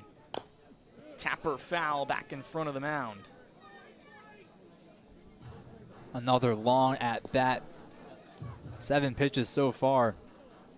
Cole Draper about to deal his 8th. And as history has gone so far in this contest, Luke, it's gone Winchester's way with the long at bats. This could be the one where it goes the Tom Sox direction and creates a big momentum swing going into the home half.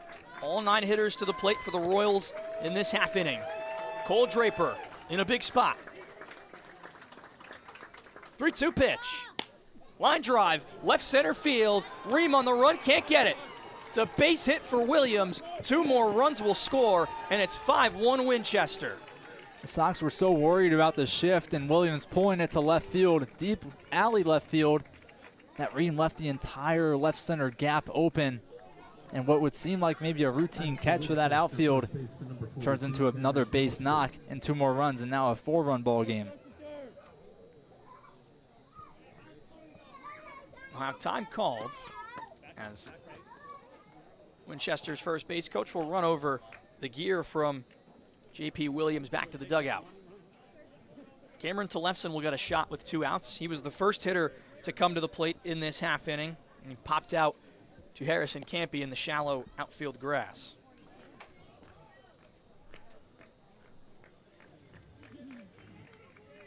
You know he likes to swing.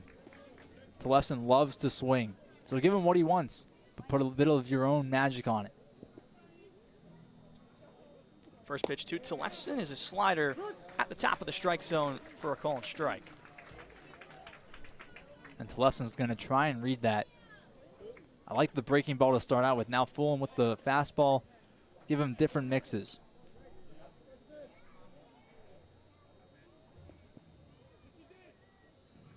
Draper delivers the 0-1. Tillefson reaches out and fouls it back.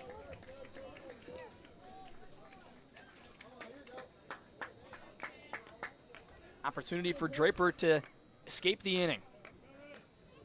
2 runs charged to his line, both unearned.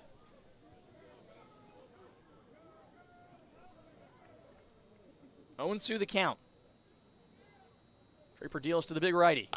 And Tillefson gets ahead of it and fouls it over to the Winchester dugout. A nice play by one of the bench players for Winchester on the bare hand. Count remains 0-2. Saves all the fans that are right behind that fencing from being taken out by the ball. That ball came in hot as well. Still 0-2. Draper. Ready again, out of the stretch. Pitch is golfed.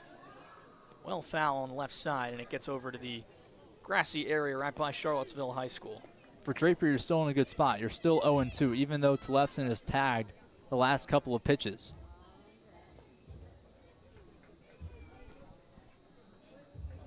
Draper taking his time. Look back over to first, checking on J.P. Williams. Padilla at third. Tillefson in the box, the 0-2 pitch, swing and a miss. Draper gets the Sox out of the inning, although the Royals take a 5-1 lead, courtesy of some clutch 2-out hitting. It's 5-1 Winchester after 3.5 here in Charlottesville. We'll be right back with Game 2 of the Valley Baseball League Championship Series when we return.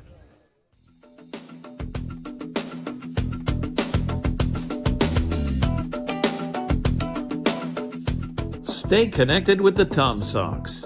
Follow at Seaville Tom Sox on Instagram, Facebook, YouTube, TikTok, and X for the latest team updates and primetime content.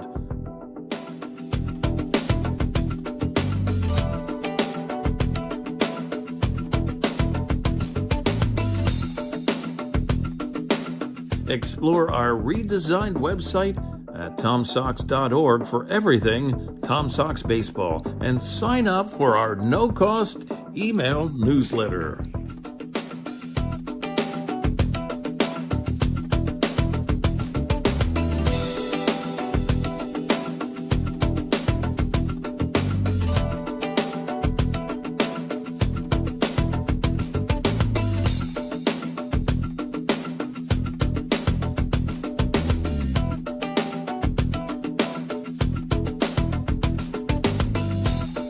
Subscribe to the official YouTube channel of your 4-time Valley Baseball League champion, Charlottesville Tom Sox.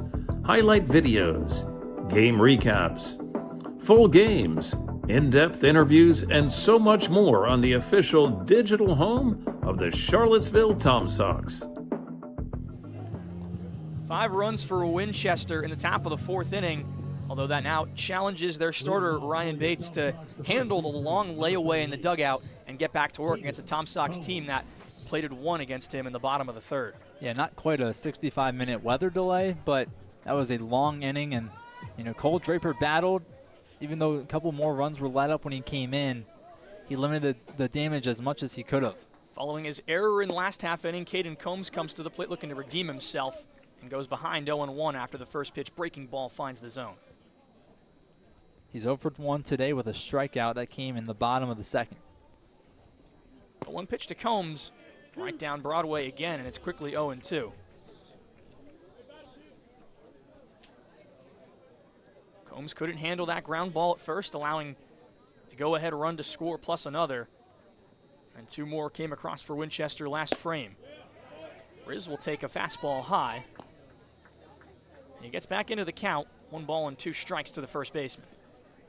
And Combs this season, I mean, that's a really, really rare error. Just 1 error coming into today on the season. He's a .993 fielding percentage. 1-2 pitch down in the dirt. And it's 2-2. Charlottesville has been in this spot before, many times throughout the season, trailing, but they found ways to come back. 2-2 pitch from Bates. And Combs spoils it over towards the Sox dugout.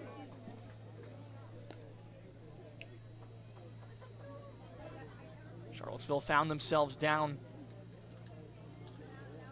back against Stanton in Game 2 of the playoffs, managed to rally back late in the 8th inning, send themselves to the Valley League South semifinals. Combs taps it foul into the dirt. The count will remain 2-2. Sox have won after trailing 7 times this season. The last coming in Game 2 against Stanton, they trailed 5-2, won it 7-6. So a similar situation here, down 5-2, and that was even later than what it is right now. If you're the Sox, you don't have to get it all back in one swing. You don't have to get it all back in one inning. Just chip away piece by piece. It was a big swing of an inning where the Braves scored 3, the Tom Sox scored 5. 2-2 pitch. Check swing from Combs. Peel down to first. There won't be any as he went around.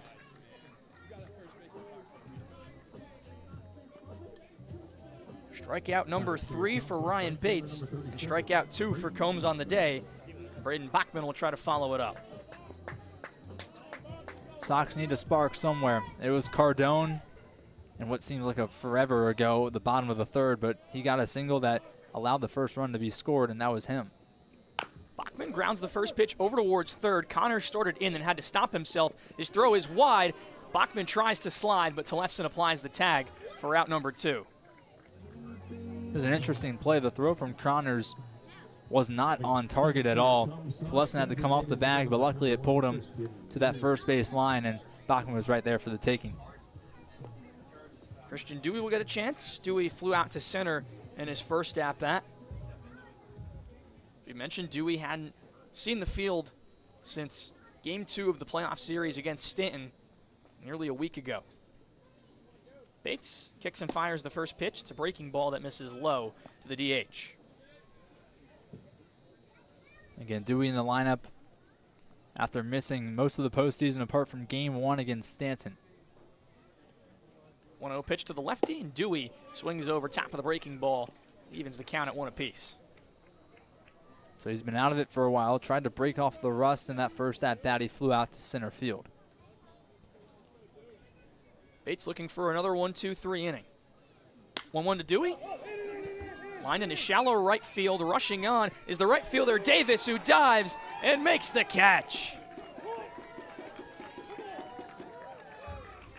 Phenomenal play from Troy Davis in shallow right. Gets a 1-2-3 inning for Ryan Bates and gives all the momentum to the Royals. It's 5-1 through 4 complete here in Charlottesville. We'll be back with the top of the 5th inning when we return on the Tom Sox Broadcast Network.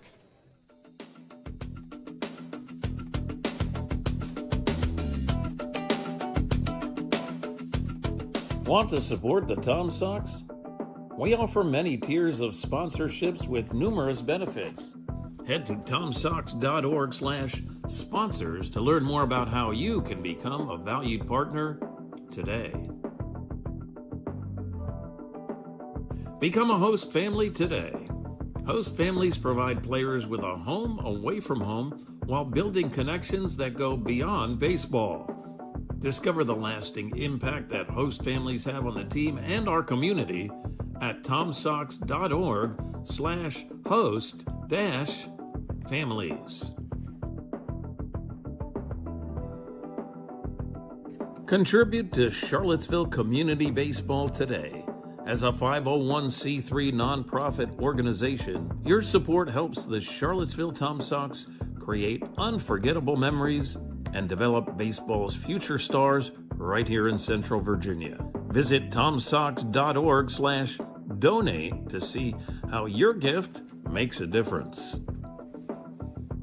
Don't miss a single moment. Winchester gets another crack after the 5 runs scored in the top half of the 4th inning. And still Cole Draper, who navigated through the end of that inning, but had some unlucky fielding from his defense behind him. And that's what allowed Winchester to take the lead. Now you got to put all that behind you. You've gotten out of that inning. That's not going to bother you anymore. The only way it shows is on the score line, but there's a lot of ball game left, Luke, and this team, they've been known to fight back. 6, 7, 8 due up for the Royals with Amar Fleming leading it off. He moves ahead 1-0 after Draper misses high on the first pitch. And in Game 2 last year, the Sox team, they even trailed in that one too. Were able to work it all the way back. 1-0 pitch, and Fleming golfs it into left field. Lucas Ream will move over to his right and make the catch for a quick out number 1. We talk about Game 2 last year, exactly 365 days ago, and it was a wild one. Strasburg nearly had the Game 1 in the late innings with a home run that just bent foul on the left field foul pole, and Charlottesville worked back in the 8th inning to tie it, walked it off with a Hudson Luderman sacrifice fly in the 9th inning. First pitch strike dealt to Bodie Pullen, who delivered the original run for Winchester last half inning and came around to score on the error from Caden Combs.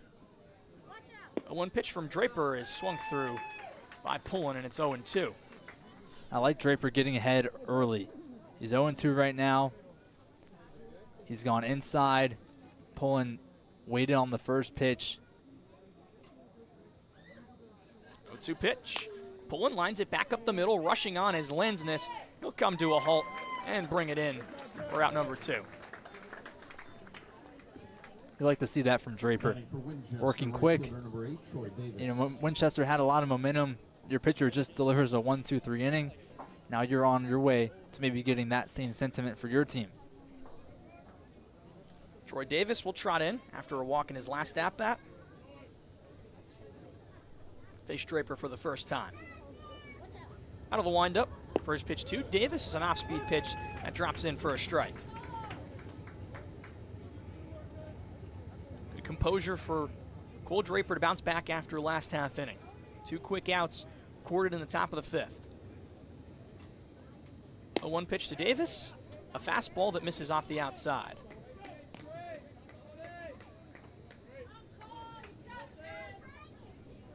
Tom Sox trail 5-1 to the Winchester Royals in a possible elimination game for Winchester. 1-1 the count. Next pitch to Davis is fouled straight back.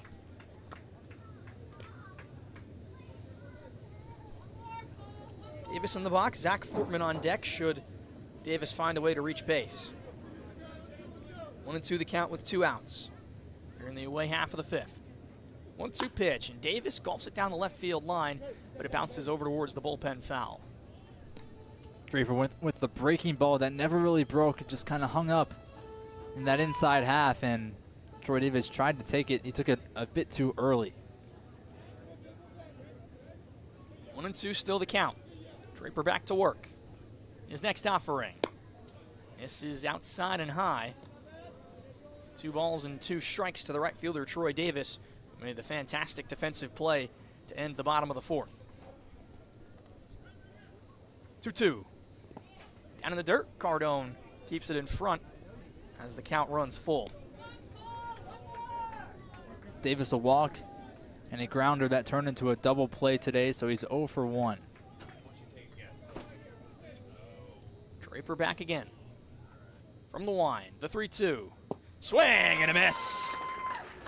A 1-2-3 inning for Cole Draper in the top of the 5th. The Tom Sox bounce back after a crooked number in the top of the 4th. We'll head to the bottom of the 5th and see if the Tom Sox can respond when Landon Weaver takes over on play-by-play. Don't go anywhere. Winchester leads 5-1 in Game 2 of the Valley Baseball League Championship Series.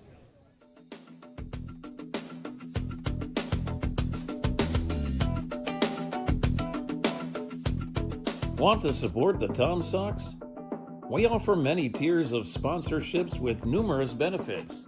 Head to TomSox.org/ sponsors to learn more about how you can become a valued partner today. Become a host family today. Host families provide players with a home away from home while building connections that go beyond baseball. Discover the lasting impact that host families have on the team and our community at tomsox.org/host-families. Contribute to Charlottesville Community Baseball today. As a 501c3 nonprofit organization, your support helps the Charlottesville Tom Sox. 7, 8, and 9 due up for the Tom Sox as we begin the bottom of the 5th. Winchester jumping out to a 4-run lead in Game 2 of the VBL Championship Series. Welcome to Cho Airport Field, everybody. Landon Weaver alongside Luke Stefanisco. And boy, do the Sox need a hit bad. They need a rally to start, Luke, and it can start with the man from Shippensburg University. You're going to take anything you can get at this point because the base runners have been far and few between in the early stages of this game. So you want to take what Winchester gives you. You get hit by a pitch, take the free 90 down to first base. If you reach on an error, you will take that. You need base runners, and you need to force Bates out of this game to go to the Winchester bullpen. First pitch, Ream sees another breaking ball from Bates that catches the zone for strike 1. He started out a lot of at-bats with that breaking ball, that 12-6 curve. Yeah, it's pitching hitters backwards, and in this league, you're not used to it. You're used to seeing fastballs first pitch, and that's where you can feast. Ream takes a hack and misses 0-2 quickly. That sentiment of going at the pitcher early that they took last night, not entirely working tonight. Yeah, Bates has been able to locate and use his pitch mix effectively. That's why he's had success. Called strike 3 on Lucas Ream. That ball hitting the lower inside corner. And the Sox are just not being patient, or they're being too patient, rather, in these at-bats. Yeah, certainly in a pitch there in an 0-2 count, you got to protect. Ream didn't do a good job of that and went down looking, and that's a consequence of a patient approach sometimes when you have a good arm on the mound. They're going to fill up the zone. When it's tough to hit, you're going to see at-bats like that. The crowd getting behind Charlottesville. A season-high 411 people at Cho Airport Field. They're all in attendance to see the Sox maybe clinch their 5th Valley Baseball League title, but right now they're down 5-1 Winchester, wanting to send it back home to Bridgeforth Stadium. Cardone up to bat now. Here's the 0-1. Flared foul. Back behind us, 0-2. And again, Winchester, a lot of question marks surrounding their bullpen in this series and their starters in this series. Tyler Oakes still hasn't appeared. He's someone they could use either as late relief or as a starter. Would be someone that would have a huge impact on the game. Down 0-2. Here's the pitch to Cardone. He just takes a nick at it. Keeps it at 0-2 with 1 out. Sox won 10-1 last night. Winchester up 5-1 right now, but the Sox have had some major late heroics at Cho Airport Field. They've come from behind 7 times this season to win, a majority of those at home. Cardone, hard hit ball left center field. Going towards it is Pullen. A diving grab attempt, and it is made by the center fielder Padilla. That's back-to-back innings with diving catches made by this Winchester outfield, and it's just one of those games for the Tom Sox hitters. Yeah, that's unlucky. Pure unluck for Charlottesville there. It's a hard hit ball from Cardone right in the gap. Just fantastic tracking skills from Padilla to go and make that play. You don't see it that often in a ballpark with deep gaps like in Charlottesville. Up next, Xavier McCory in his new spot as the bottom of the order. Takes a first pitch ball into the dirt. 1-0 count. He grounded out on a 4-3 putout in which Keenan was shaded very far in. There were runners on, including Cardone, who was over on third base after the error from Ryan Bates. Sox only run today is unearned. The 1-0 pitch. That same breaking ball that's been getting the Sox all day. They're waiting for Bates to hang it maybe a bit higher into the zone to catch, but doesn't seem like that's going to happen. Yeah, tough pitch to hit, a lot of spin, and it's going to send it right into the ground if you manage to get on top of it. 1-2 count now for McCory. Bottom 5 here at Cho Airport Field. It's not getting to crunch time yet, but you'd like to see the Sox begin to cut into the deficit. bit by bit. And now down to their last strike in the inning. It's all up to X. Here's Bates' deal. McCory swings and misses, and another 1-2-3 inning for Winchester and Ryan Bates, their 4th of the contest. We send it back to Cole Draper and company in the top of the 6th.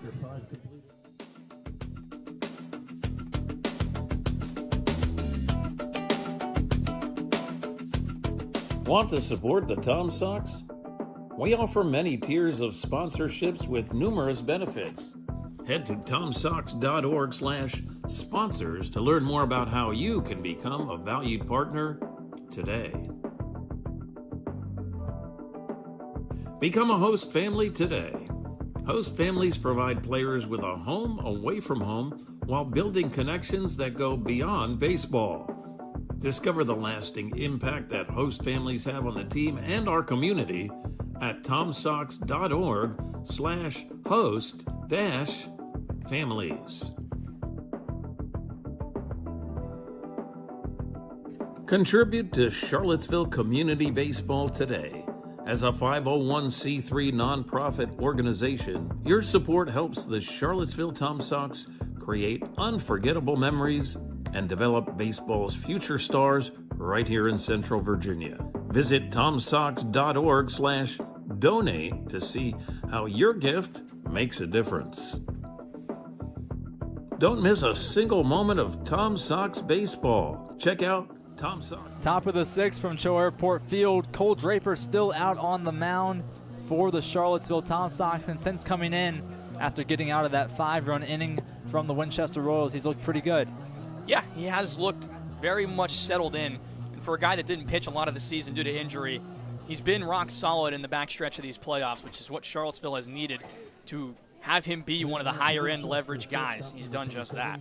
He'll go through 9-1-2 of this Winchester order. Zach Fortman first up for the Winchester Royals. He's 0 for 2 today with a ground out to third, as well as a fly out to center field. First pitch to the 9-hole batter. Breaking ball that misses the glove of Ben Cardone, 1-0.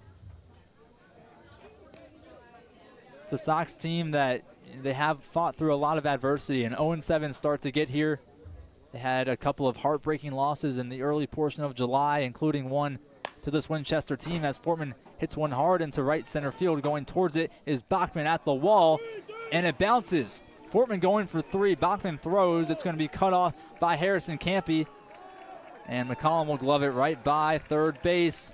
A leadoff triple for Zach Fortman, and things get worse for the Charlottesville Tom Sox.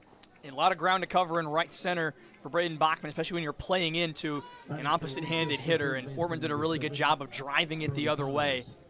Always a tough play for the right fielder on that one. A little bit of luck for Winchester and where that one was placed. A rare triple given up by this Tom Sox pitching staff. We know Lucas Arbeliz is getting warm in the bullpen for Charlottesville. Looks like it's picking up just a little bit after Draper's leadoff triple given up.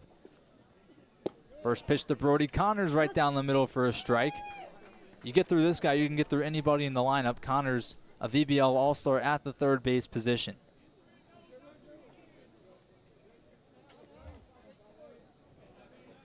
With Fortman off of third base and Winchester ahead by 4, they love to get some insurance right now in their quest to force a Game 3. But right now, Draper having none of that. Quickly 0-2 against Brody Connors.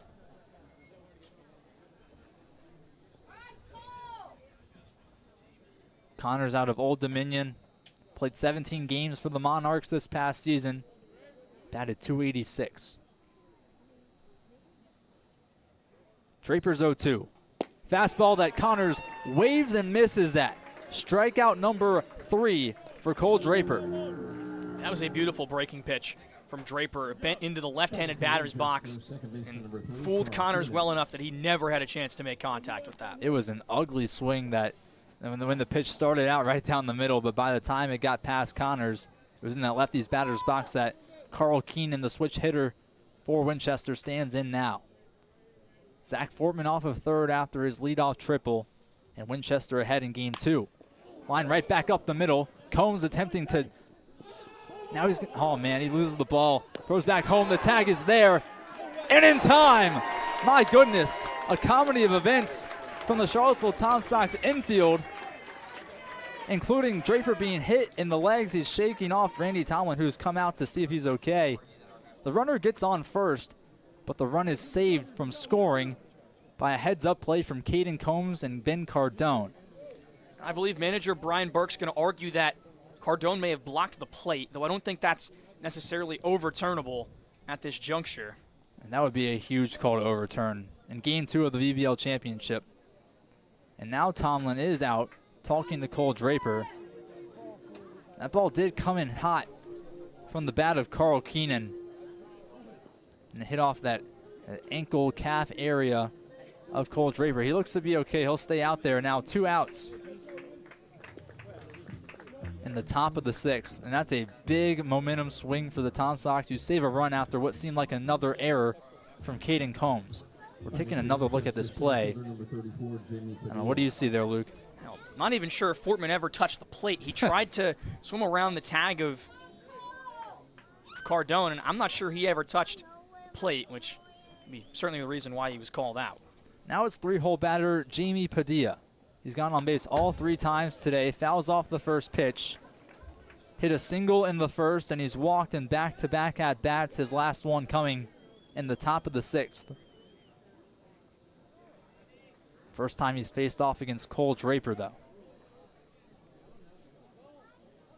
0-1 pitch. Breaking ball that just misses the outside corner. 1-1. Carl Keenan off of first base.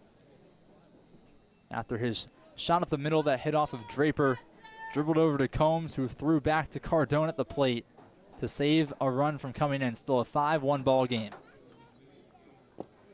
1-1 into the dirt. This is where, Draper, you got to realize this is probably your last batter. You're not much of a deep relief guy. You only can go a few innings. This is where you got to realize you need to buck up and get this out.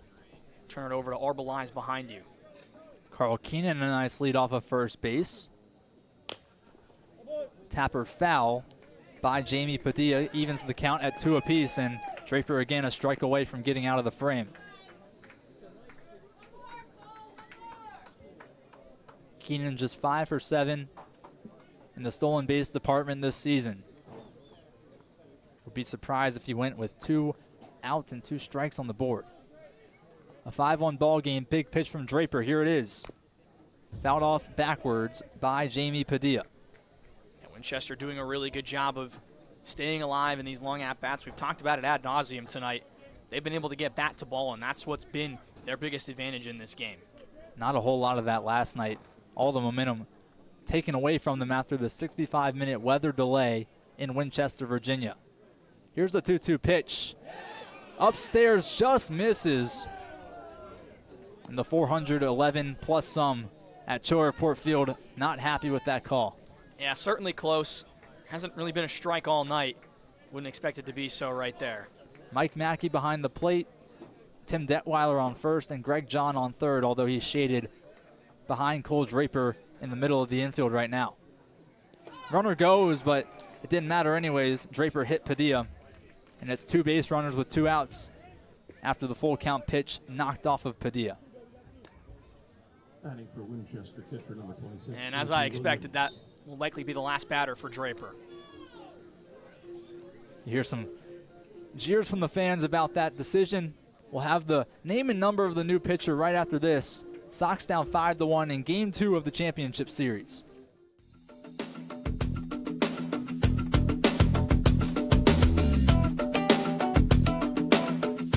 Stay connected with the Tom Sox. Follow at Seaville Tom Sox on Instagram, Facebook, YouTube, TikTok, and X for the latest team updates and primetime content.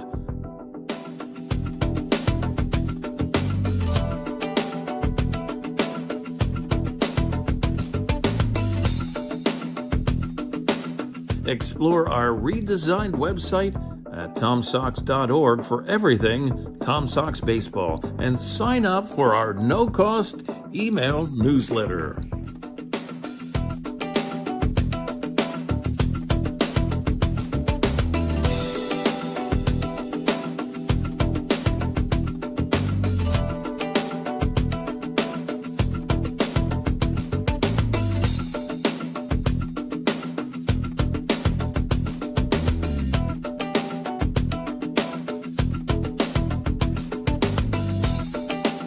subscribe to the official YouTube channel of your 4-time Valley Baseball League champion, Charlottesville Tom Sox. Highlight videos, game recaps, full games, in-depth interviews, and so much more on the official digital home of the Charlottesville Tom Sox.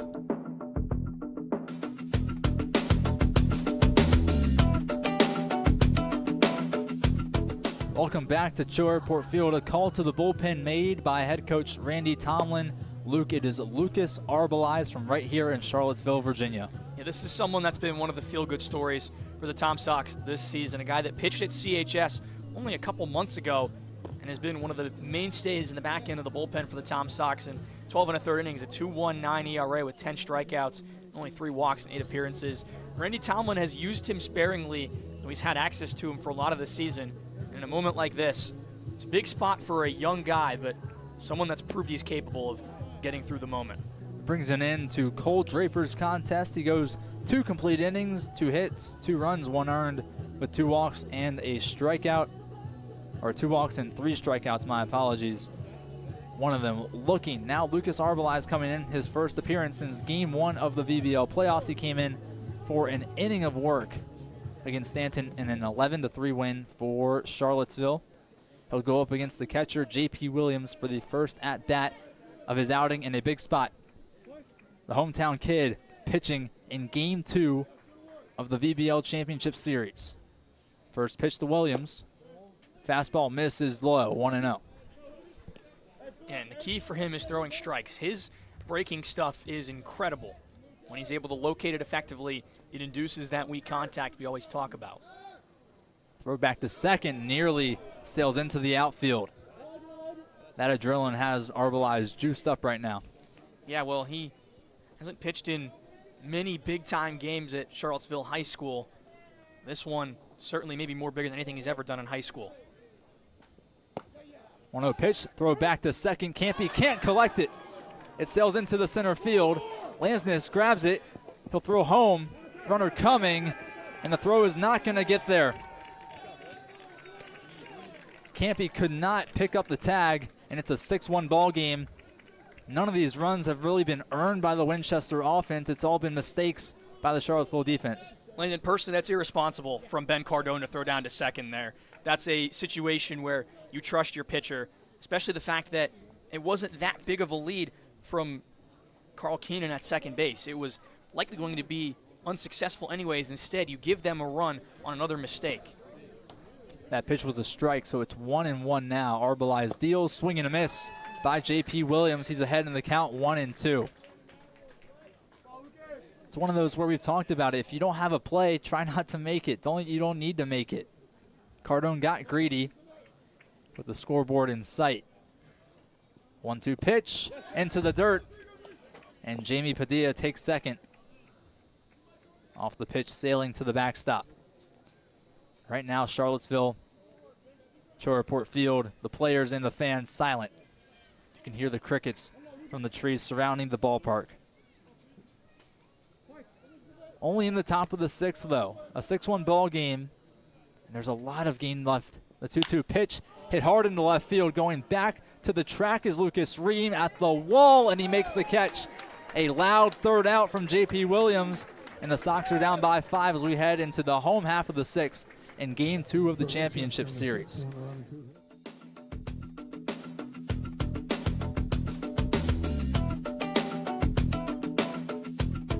Want to support the Tom Sox?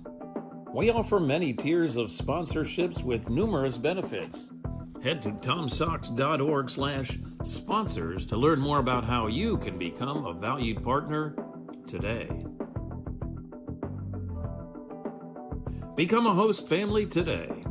Host families provide players with a home away from home while building connections that go beyond baseball. Discover the lasting impact that host families have on the team and our community at tomsox.org/host-families. Contribute to Charlottesville Community Baseball today.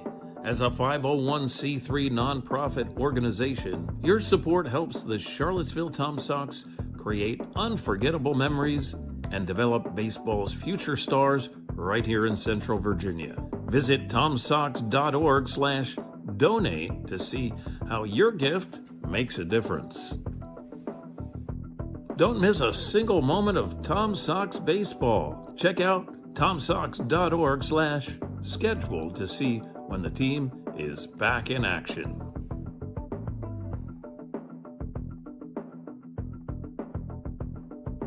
Learn from the best. 1, 2, 3 to start the sixth for the Sox. It's Grayson McCollum, Harrison Campy, and Tommy Lansness due up. And the Sox need runs bad, and they need runs quick. After getting off to a 1-0 start in the bottom of the third, Winchester has scored 6 straight, the last one coming on an error from Ben Cardone in the top of the sixth to add on to the lead in Game 2 of the championship series. This is the part of the order you want up if you need to start generating base runners and runs. McCollum, Campy, and Lansness have done it all postseason long. McCollum got on base with a walk in the third. He hacks and misses at the first pitch. That time a fastball. Not normally a fastball to start things off from Ryan Bates, who is in for his 6th inning of work. Similar to how Lucas Cash was a thorn in the side of Winchester last night, Bates is a thorn in the side for Charlottesville right now. Delivers a second pitch ball upstairs. For the Sox, it's their 8th championship appearance in 11 seasons. They're looking for their 5th title with a win today. McCollum waves and misses 1 and 2. For Winchester, they've been in just as many title appearances as maybe any other team in the VBL. Their first appearance since 2012. They lost in 4 games to Harrisonburg. A 1-2 pitch. McCollum lets it go inside, 2-2. And a historic franchise that's been on a bit of a down end for the past 15 years. This has been a real resurgence for them this season. And good for the citizens community of Winchester to have this team going for them. 2-2 to McCollum. Bouncing high into the air. It's gloved by Keenan at short. The throw is not in time, and the Sox have a base runner in the top of the 6th. Those are the kind of breaks that you need if you want to start making a comeback. With no outs, the Sox have a base runner. That's something that you have not been able to say today. Yeah, well, haven't seen many plays like that at all across all leagues for a ball to be bounced that high, but that's just pure hustle from Grayson McCollum to get to first base there. And again, you take base runners any way you can. It goes in the book as a single. May not have looked as clean on the live stream, but certainly something that you can be happy about if you're a Sox fan. There's no highlights in the scorebook. As many golfers say there's no highlights on the scorecard, same goes for baseball. 0-1 count to 2-hole batter Harrison Campy. That is Grayson McCollum's 49th hit of the season. 0-1 pitch. Campy fouls it back, 0-2. But you can feel a bit of rejuvenation in Choirport Field after McCollum gets on base. Yeah, but Bates, no nonsense, already ahead 0-2. He's not going to make this easy for the Tom Sox. If there was any time to try and get Bates out of the game right now, the Sox would like it to be now. An 0-2 count, Campy is down. He hits a high fly ball. Center field, Padilla ranging towards it, and he makes the catch. McCollum retreats back to first base. It's a key bounce back from Winchester there to get that out. Again, not really the fault of Bates on the mound in that single from McCollum. He got what he wanted, weak contact, just unlucky with the result. It was a high bounce that went way over the head of Bates on the mound and eventually found the glove of Carl Keenan, but he couldn't do much about it. Lansness takes ball 1. The dirt skips into the mask of Mike Mackey behind the plate, so he'll clean himself up and get ready for the 1-0 pitch. One of 3 lefties batting for the Sox today. Lansness, Dewey, and McCory. That pitch way outside from Bates. It's one of the most misplaced pitches we've seen all day from him, and you can hear the Sox dugout taking advantage of that misplacement, trying to get in his head. This is one thing we saw yesterday. The Sox dugout still has life. Winchester was lifeless as they started to slip away, and that's a good sign for Charlottesville. 2-0 to Lansness. He taps it foul. dribbling over towards his own dugout. 2-1, he's still ahead. The lefty that is riding a 30-game on-base streak. His 10-game hitting streak snapped last night. He went 0 for 4 with a walk. Today, he's 0 for 2. Struck out against Ryan Bates. That was his 3rd K of the day. The 2-1 offering. Lansness watches it sail inside. Big hitters count for Tommy. 3 balls and 1 strike with 1 out. And McCollum off of first base. And now if you're Brian Burke, the wheels start turning in the mind. Is Bates starting to fade just a little bit? No movement in the Winchester bullpen. The 3-1 pitch. Lansness swings and misses. Full count coming up. Lansness confidently shakes his head.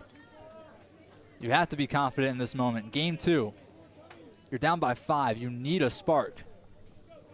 Lansness has been that on defense and offense all season. They need it now. Full count pitch. Called strike 3.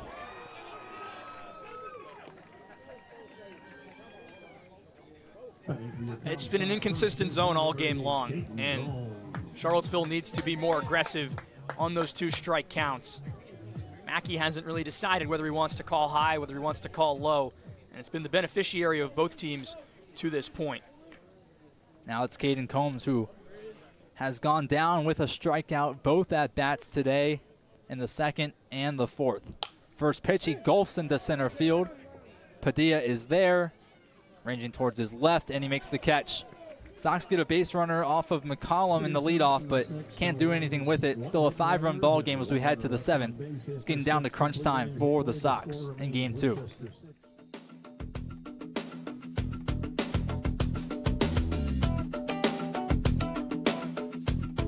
Want to support the Tom Sox? We offer many tiers of sponsorships with numerous benefits. Head to tomsox.org/sponsors to learn more about how you can become a valued partner today. Become a host family today. Host families provide players with a home away from home while building connections that go beyond baseball. Discover the lasting impact that host families have on the team and our community at tomsox.org/host-families. Contribute to Charlottesville Community Baseball today. As a 501c3 nonprofit organization, your support helps the Charlottesville Tom Sox create unforgettable memories and develop baseball's future stars. A stagnant ball game right now. It's a 6-1 contest between the Royals and the Sox in Game 2 of the Valley League Championship.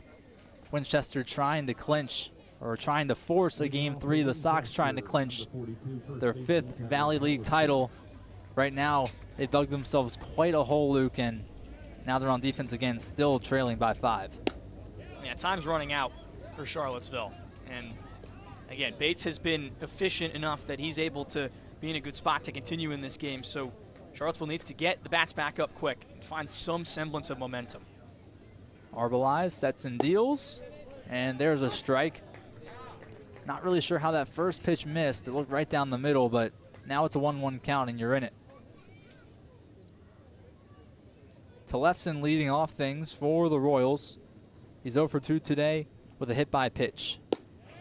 Breaking ball from Arbelize, as you mentioned. When it looks good and locates, you know he's on, and right now he's dealing.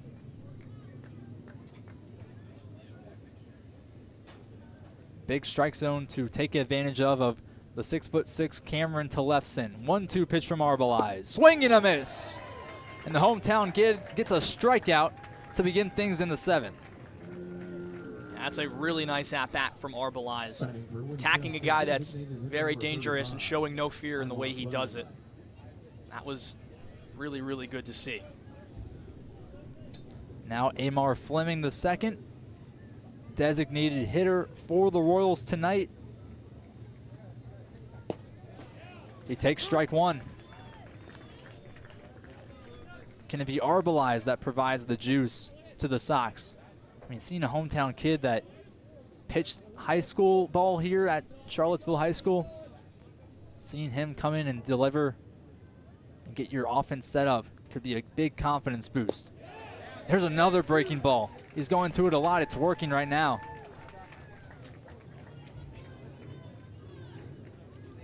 The dugout starting to creep up. They're feeling the vibe from Arbelize. The 0-2 pitch, swing and a miss. 2 strikeouts to start things in the 7th. And it's become the Lucas Arbelize show as of late. If there's going to be any sort of momentum coming from this, it's been generated by Lucas Arbelize. This is incredible to watch. A guy that has a fraction of the competition that some of these players have played against, looking like Randy Johnson.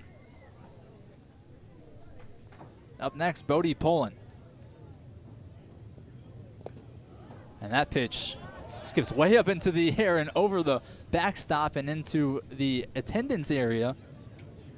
A fan gets a foul. It's not even a foul ball. It's a ball. That's rare. Yeah, that's not typical. Next pitch, Pullen skies into the air. A couple of Sox chasing toward it. Bachman there as well, falling to his right, and he makes the catch. 3 up, 3 down for Arbelize, and the Sox another chance on offense as we stretch in Charlottesville during Game 2 of the Valley League Championship.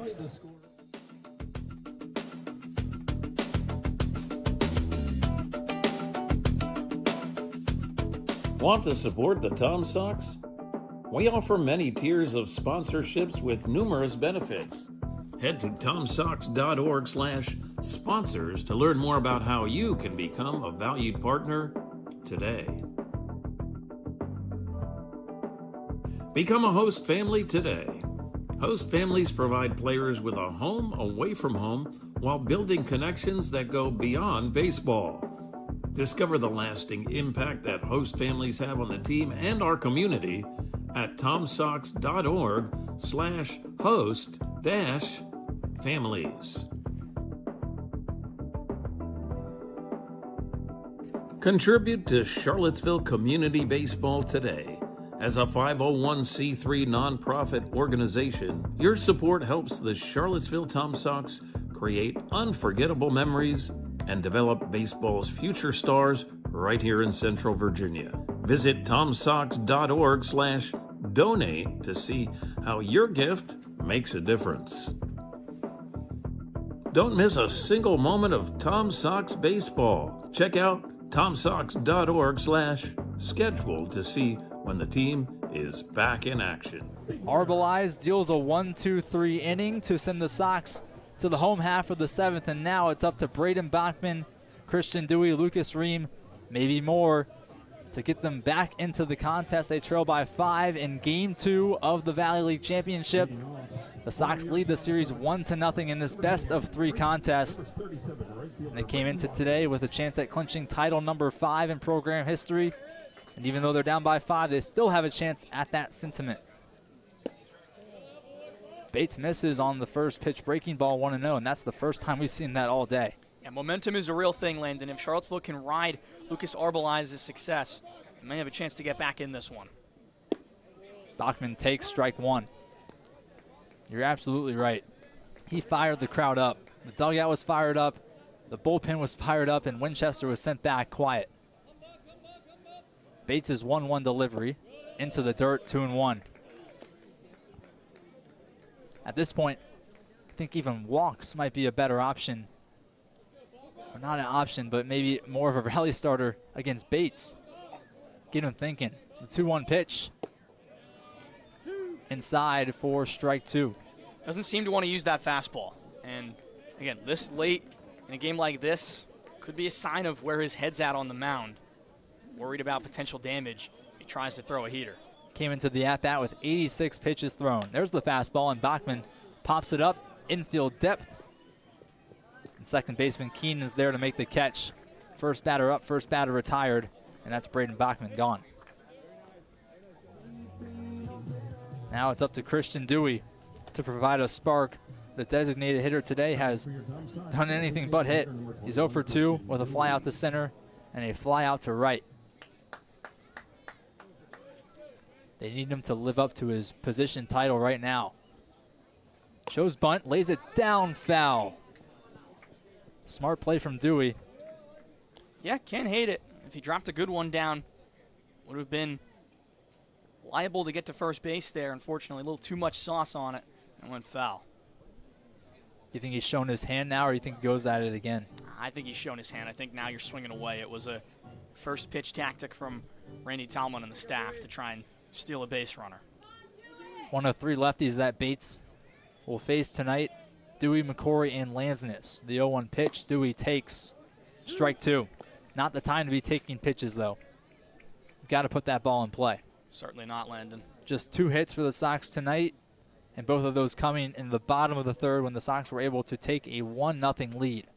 Here's the 0-2 delivery. Dewey squibs it over to Fortman at short. The toss across the diamond is in time, barely. Tellefson, an outstretched glove at first base, and that's 2 outs quickly on the Tom Sox.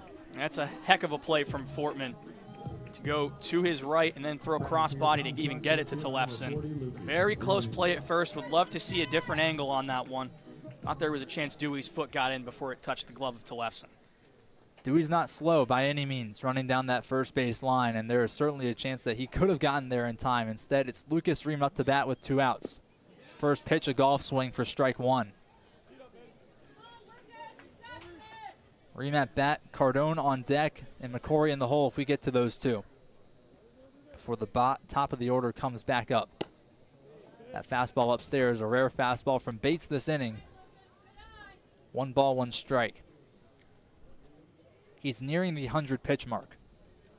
94 pitches after that Dewey ground out. Swing and a miss. 1-2.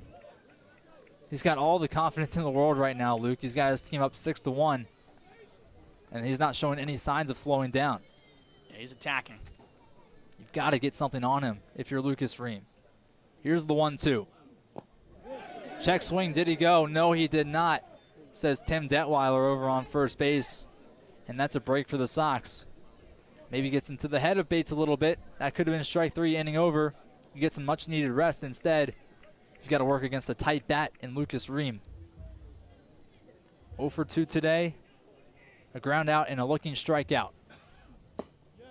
Down low, ball 3. It's a good take. At this point, you're just trying to work the count. Force Bates to throw pitches. Same thing that Winchester had to do with Lucas Cash last night. Force him out of the ball game no matter what. 3-2 pitch. Ream grounds it over to Connors. The toss across the diamond. Tellefson got his foot back on the bag to make the tag. And that's the inning over. Still a 6-1 ball game. Sox unable to capitalize on Arbelize's pitching. We'll have to try again as we head into the 8th. The witching hour coming up at Cho Airport Field.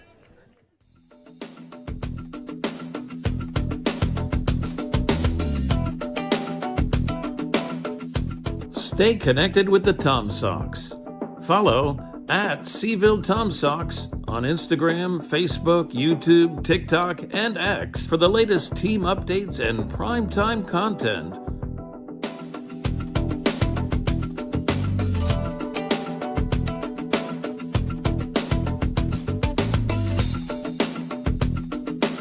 Explore our redesigned website at TomSox.org for everything Tom Sox baseball, and sign up for our no-cost email newsletter.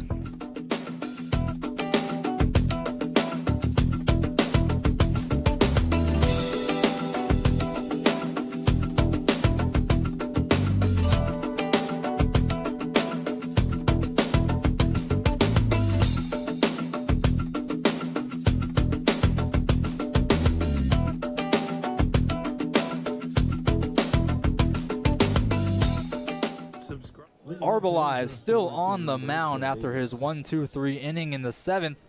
He'll look to create the same feeling for Winchester in the 8th. It looks like Ryan Bates also out of the contest for Winchester, maybe. That could be a spark for this Tom Sox side. First pitch from Arbelize misses, up and in. Yeah, surprising from Winchester, not let him try and maybe navigate through the first few batters of next inning. I'll give him the hook early. 1-0 pitch, breaking ball upstairs, 2-0. It's the 8th inning now. You're still down by 5. Winchester hasn't done a whole lot since their 5-run inning in the 4th, and the Sox haven't done anything since their 1-run inning in the 3rd. Troy Davis fouls it off, 2-1. Not even sure what really worked for the Sox in that inning. They got lucky with the error from Bates. That sent Cardone around to third, and then Campy a professional at bat to drive him in. But apart from that, not a lot going. Another foul off from Davis. It's 2-2. Yeah, that at bat and that inning was a lot different than what we saw against Bates the rest of the contest. It's hard to capture lightning in a bottle when it happens sometimes. Sometimes it just happens, and you have a good at bat against a very talented guy. 2 balls, 2 strikes. Arbelai's already 2 strikeouts today. Misses upstairs. Full count coming for the Randolph-Macon commit. They played at a D3 level against many from Shenandoah University. Full count walk from Lucas Arbelais. This is a big spot for Arbelais. Can you flush it and move on? That's what remains to be seen. He hasn't been in an environment like this season, in a spot like this where you need to be the bridge to try and get your bats alive. No movement going on in that Tom Sox bullpen out in right field either. They're confident in their guy. First pitch to bottom of the order, Zach Fortman misses into the dirt. And with a runner on first, Luke, Tom Sox showing a little bit of double play depth with Campy shading towards second base. Another miss, 2-0. Here comes Will Pearson and Ben Cardone. Still no movement, though, in the Tom Sox bullpen, although now start to see a couple guys maybe standing up, loosening out their legs, but Will Pearson going out there, that's just a confidence talk. Yeah, and that's what Lucas Arbelais needs. A guy that's been in this spot, has pitched in the VBL playoffs for the Tom Sox. Will Pearson, all the motivation that Arbelais needs to get back into this count. It's a 6-1 ball game, so the Sox are going to need any confidence or momentum swing that they can get. Arbelais provided some of that in the 7th, but the bats weren't able to capitalize. A leadoff walk earned by Troy Davis, and now Zach Fortman up to bat. He grounds it over to third, toss across the diamond for 1 out, over to Caden Combs, and it's there. So they take the easy way out. They get 1. Davis advances up to second base, and that's 1 gone for Lucas Arbelais. So whatever Will Pearson came out and said must have worked.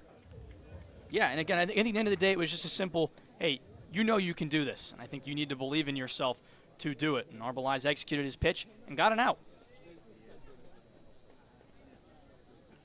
1 gone and a runner on second, and Troy Davis. Brody Connors will look to send him home.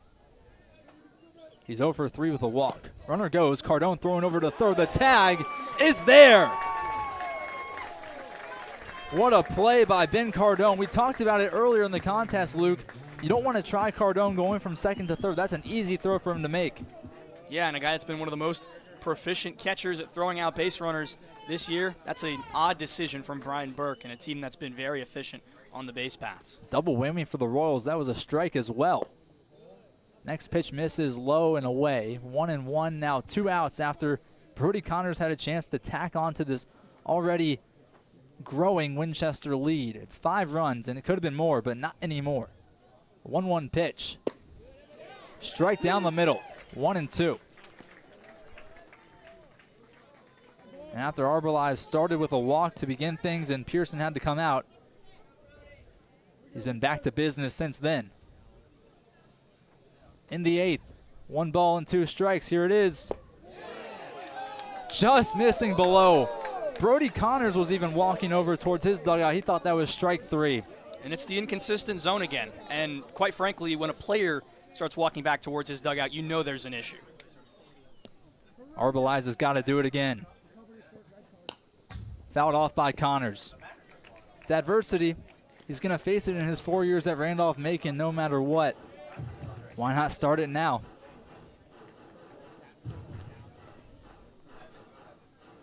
A 5-run ball game, and Arbelais has a chance to give the Sox bats another chance. 2 balls, 2 strikes. Check swing, did he go? Yes, he did, and the tag is made by Cardone. Connors slams his bat down in frustration, and again, the Sox have a bit of juice going into the home half.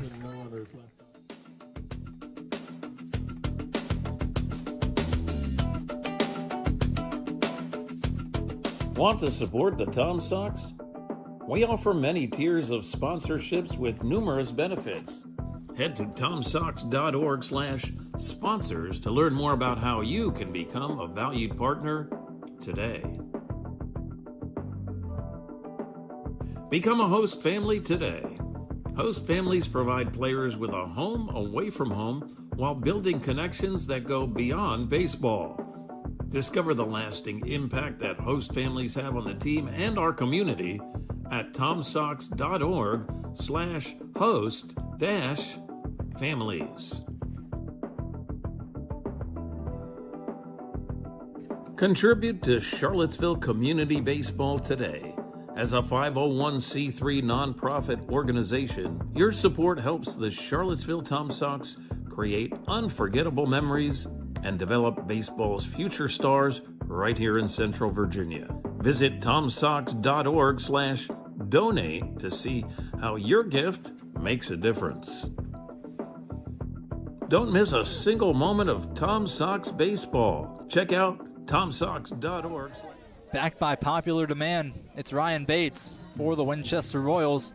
He's thrown 100 pitches through 7 complete innings, no runs and 2 hits. He's been a thorn in the Sox side all game long, but again, the Sox have a little bit of juice going their way after Arbelize struck out Brody Connors to end the top of the 8th. Yeah, and they're going to need something from Cardone here. He's been both up and down on a roller coaster of his own this game. Pops the first one foul backwards, 0-1. He's 1 for 2 today. Got around to score after Bates threw the ball over the first baseman's head. Cardone got on third and was brought home by Harrison Campy. His hit gave the Sox a little bit of a spark. Quickly 0-2 with Bates dealing now at 102 pitches. We saw Cash at, what was it, 113 last night? 113 pitches for Lucas Cash, and Ryan Bates trying to do his best Cash impression. Here's the 0-2 from Bates. Cardone flares it right to the glove of a kneeling Tellefson at first. And that's 1 out. Yeah, well, this is a guy in McCord that can get on base too. So you want to shake it, find base runners. Again, hard contact starting to end. That was a nice swing by Cardone, just found a mitt. Keep sticking with the process. I know it's late. There's a good chance they can find something in this late stage. Saw McCory break out of a slump yesterday with a single into right field. He takes ball 1 there with an out gone. Sox are down to their last 5 outs in Game 2 of the VBL Championship. Their hopes of clinching number 5 tonight slowly dwindling. Swing and a miss from McCory, 1-1.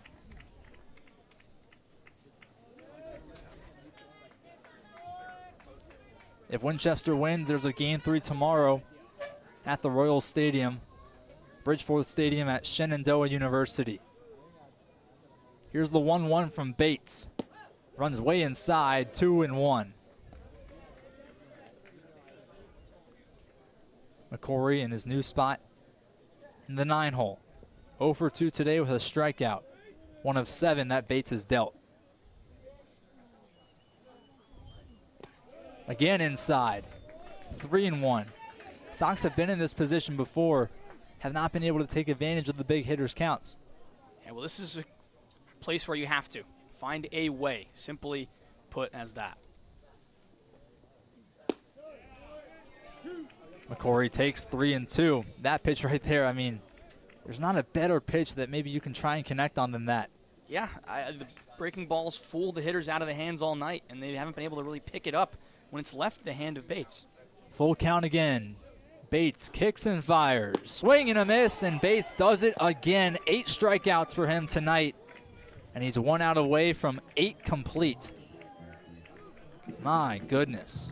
Yeah, what a performance from Bates. He's had all the answers for every question Charlottesville's asked tonight. It's been impressive to watch. 2 strikeouts from McCory tonight. He's 0 for 3.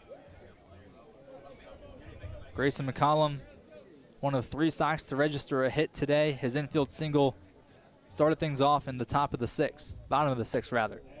First pitch outside, 1-0. That's 110 pitches now for Ryan Bates, nearing that 120 threshold.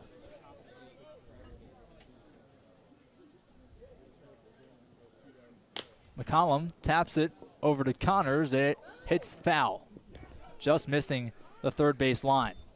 Even though the play was made from Connors over to Tellefson, McCollum gets a second chance. 1 ball, 1 strike.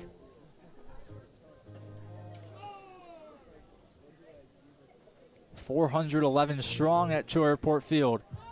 The highest attendance all season for the Tom Sox. And they are still grasping, hoping that the Sox can pull out something special. Down to their last 4 outs. And down by 5 runs. Bates is 1-1. McCollum went 1-2. That one seemed pretty obvious from up here. Yeah, not sure why we had to check that at first. Better safe than sorry, I guess. In a championship series, you want to make sure the call is absolutely perfect. The 1-2 pitch from Bates. Swing and a miss. And Bates lets out a big growl. And he deserves it too. 8 complete innings, 9 strikeouts, 1 run in his team, an inning away from clinching or forcing a Game 3 in the VBL Championship Series. We'll have the 9th inning right after this at Cho Airport Field.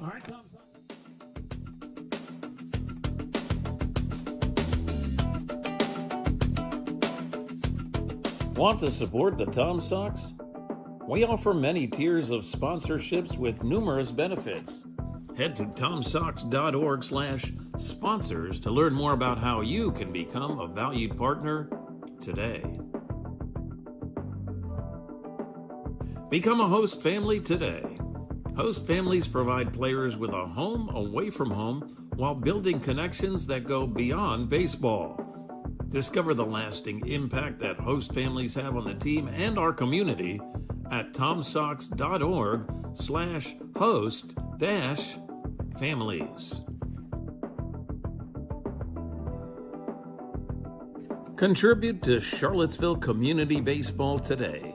As a 501c3 nonprofit organization, your support helps the Charlottesville Tom Sox create unforgettable memories and develop baseball's future stars right here in Central Virginia. Visit tomsox.org/donate to see how your gift makes a difference. Sox have to go through 2, 3, and 4 of this Winchester lineup to try and keep their lead at bay with a chance of maybe pulling magic out of a hat in the bottom of the 9th. But right now it's still Lucas Arbeliz pitching for the Sox. And Luke, quite frankly, he's been their best guy on the mound all game. Absolutely, and you wouldn't think he's just graduated high school. Not at all. A little over a month ago. First pitch, grounded on over to Campy. Toss to first is there in time, and that's the consistent infield play that the Sox would have needed all game. We talked about it in the break. The Sox are an E3 away from this still being a 1-1 ball game. Yeah, and again, that is assuming that things wouldn't still Correct. go the way the game went, but truly an E3 changed this game and allowed things to keep going. It was just a cavalcade of errors for the Tom Sox. Yeah, I mean, if you're watching or listening and you don't believe in momentum, this game is a proven point that momentum exists in baseball. Winchester got blown out by 9 runs last night. It felt like the Sox had all the momentum coming into today as Arbeliz delivers a second pitch ball. And then they come into today, they take a lead. The whole crowd is rejuvenated. And then the top of the 4th happens and all the momentum goes into Winchester's direction. Not to mention how fantastic Ryan Bates has been out on the bump. 8 complete. Don't think we'll see him in the 9th. He's at close to 120 pitches, but he has been that lifesaver that Winchester has needed. The 1-2 pitch from Arbeliz flared into right field, and it's made by Bachman. 2 quick outs for the Sox, and Winchester down to their last out on offense before handing it to their defense to try and see out game 2 and force a game 3. JP Williams up to bat. 1 for 3 today with an RBI single that came in that terrorizing 4th inning. Williams check swung at that. Don't believe he went, but that ball may not have even hit the dirt. I just hit the dirt, about 10 feet short of the plate and 10 feet short of the glove of Cardone. A getaway pitch for Lucas Arbeliz. 1-0 count with 2 outs. Swing and a miss from JP Williams. Arbeliz has come in. He came in relief in the 6th inning, but since coming in, every inning he's pitched has been 1, 2, 3. Trying to get to that again. There's the second strike. 1 ball and 2 strikes with 2 outs in the top of the 9th. One last little boost of momentum maybe from Lucas Arbeliz to this offense. The 1-2 into the dirt, and it catches Cardone in the stomach. Yeah, Cardone's tough. He'll be able to handle that. No doubt.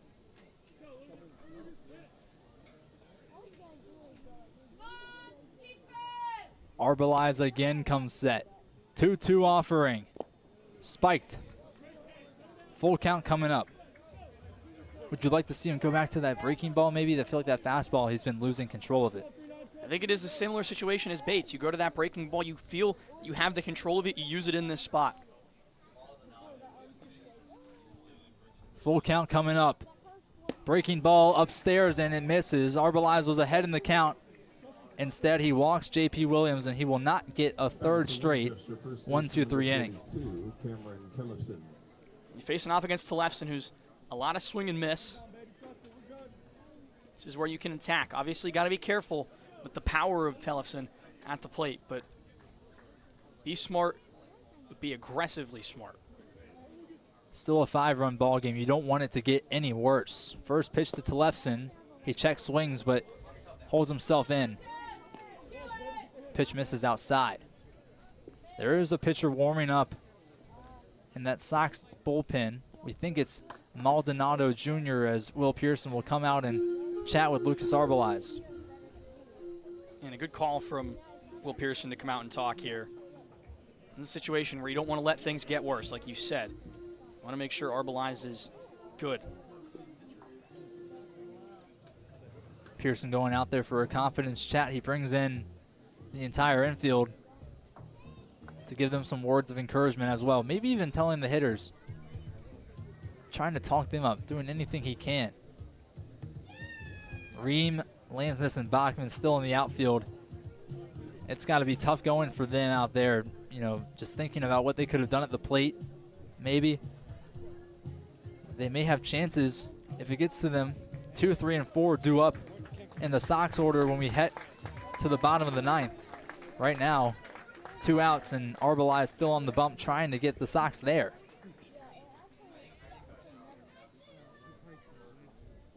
Behind Tellefson, 1-0 in the count. 2 outs. Top of the 9th of game 2. Swing and a miss from the big Tellefson. And it's 1-1.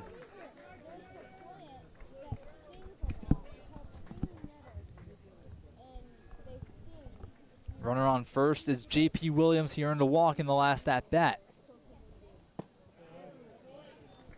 1-1 taken for 2 balls and a strike.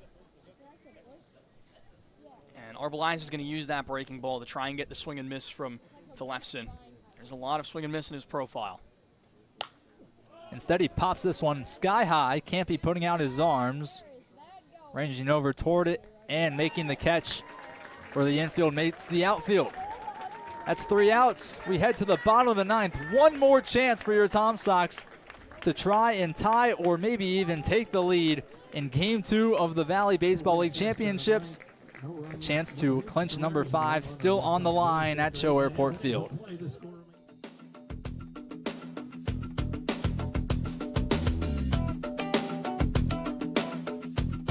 Want to support the Tom Sox? We offer many tiers of sponsorships with numerous benefits. Head to tomsox.org/sponsors to learn more about how you can become a valued partner today. Become a host family today. Host families provide players with a home away from home while building connections that go beyond baseball.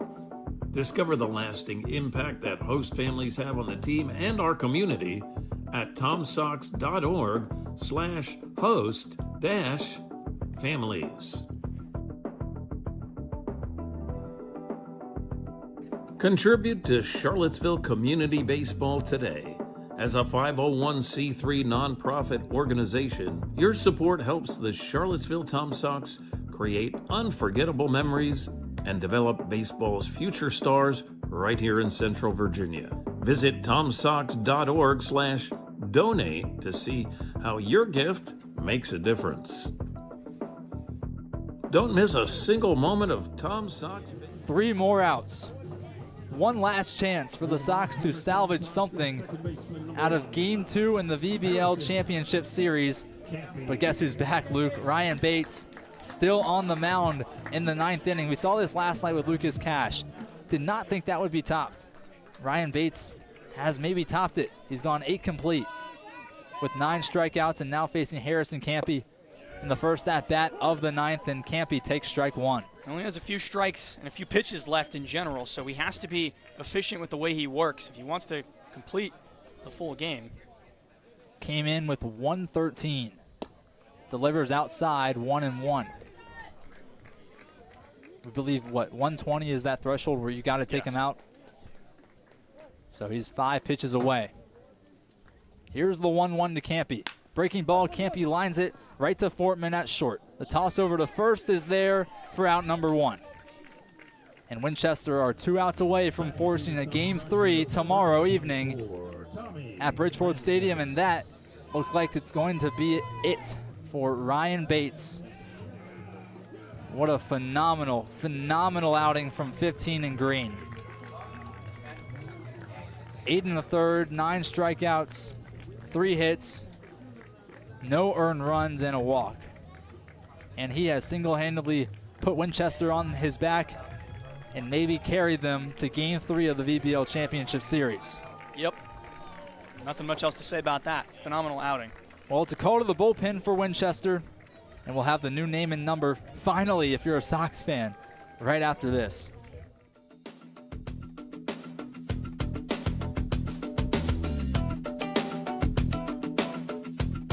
Want to support the Tom Sox? We offer many tiers of sponsorships with numerous benefits. Head to tomsox.org/sponsors to learn more about how you can become a valued partner today. Become a host family today. Host families provide players with a home away from home while building connections that go beyond baseball.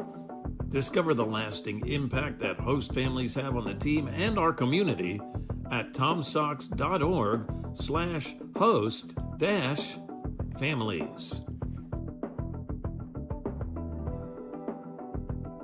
Contribute to...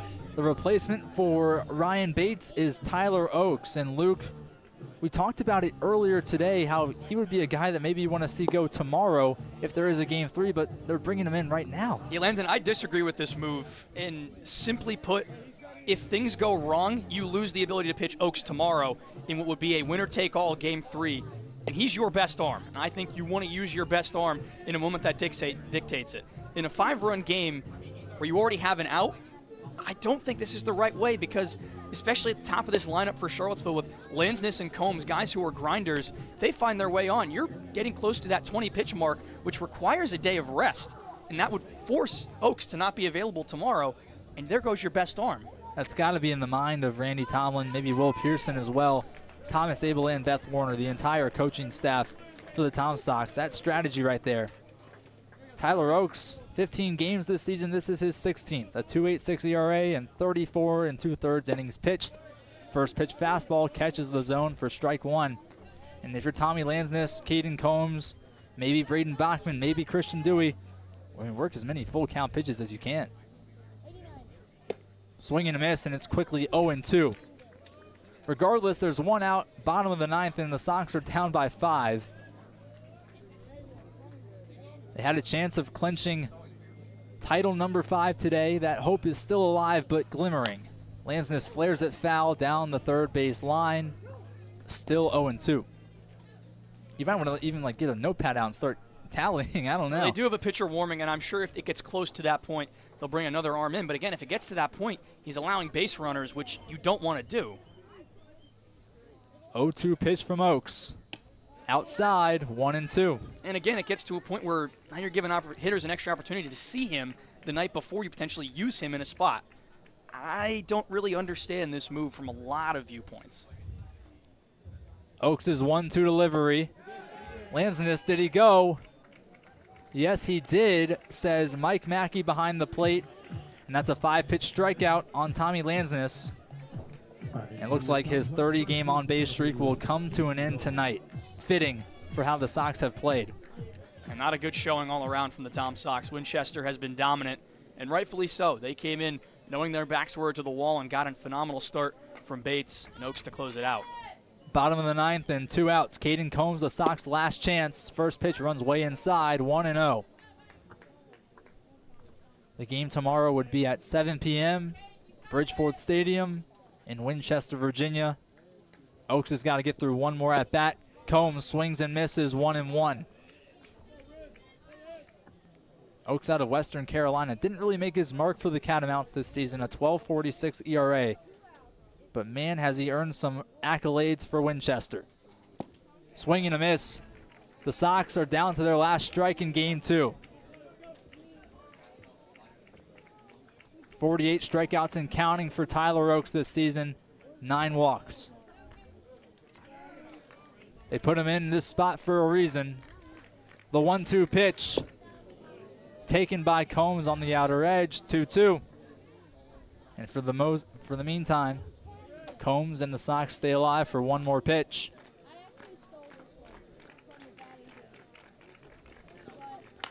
Combs flares it foul. And again, he keeps the Sox alive. Yeah, well, now it's in a double-digit pitches for Oaks. And again, in the back of your mind, if you're Brian Burke, you have to keep in mind if Combs were to reach base, things could get a little testy with the pitch count. Oaks comes set, fires the 2-2 pitch. Taken below the zone, full count. Oaks is giving the Sox a lifeline right now. Braden Bachman on deck, Christian Dewey in the hole. If we get there, the 3-2 pitch, Combs swinging a miss. And we're heading to a Game 3 in Winchester, Virginia tomorrow. The Sox and the Royals tied at a game apiece. And there's going to be a decider for the Jim Lineweaver Cup in Winchester tomorrow. Yeah, phenomenal outing from Jack Bates. Good play all around from Winchester. They got done what they needed to get done to send this to a Game 3. Now it goes best on best. Who has Charlottesville got left? Who does Winchester have left? They'll meet tomorrow for the chance to decide who's the best in the Valley. Well, even though it doesn't end the Sox season, it ends our season at Cho Airport Field, and you can't say enough about the hospitality that this place has shown, at least for me and you. 2 years, 2 summers, and for all the other interns that are just first summers, they've had an enjoyable experience as well, and there's a chance to cap it off with a championship. You would hope to have that chance to do it at home, but man, you won't forget this place anytime soon. You definitely will not, Landon. I want to say thank you to everyone in the Sox organization. It's been an incredible 2 summers. One as a true broadcast intern, this summer as the SID. It won't be the last time I put on the headset for the Tom Sox. Hopefully not. But it's been a pleasure this summer. Pleasure broadcasting games at the Cho. Yeah, that'll do it. I second all of that. I mean, you can't say it any better, right? Well, for the last time from Cho Airport Field, he's Luke Stefanisco. I'm Landon Weaver. Thank you all for 2 great summers, and until next time, we'll see you. Sox fall to the Winchester Royals 6-1. A decider tomorrow at Bridgeforth Stadium at 7 p.m.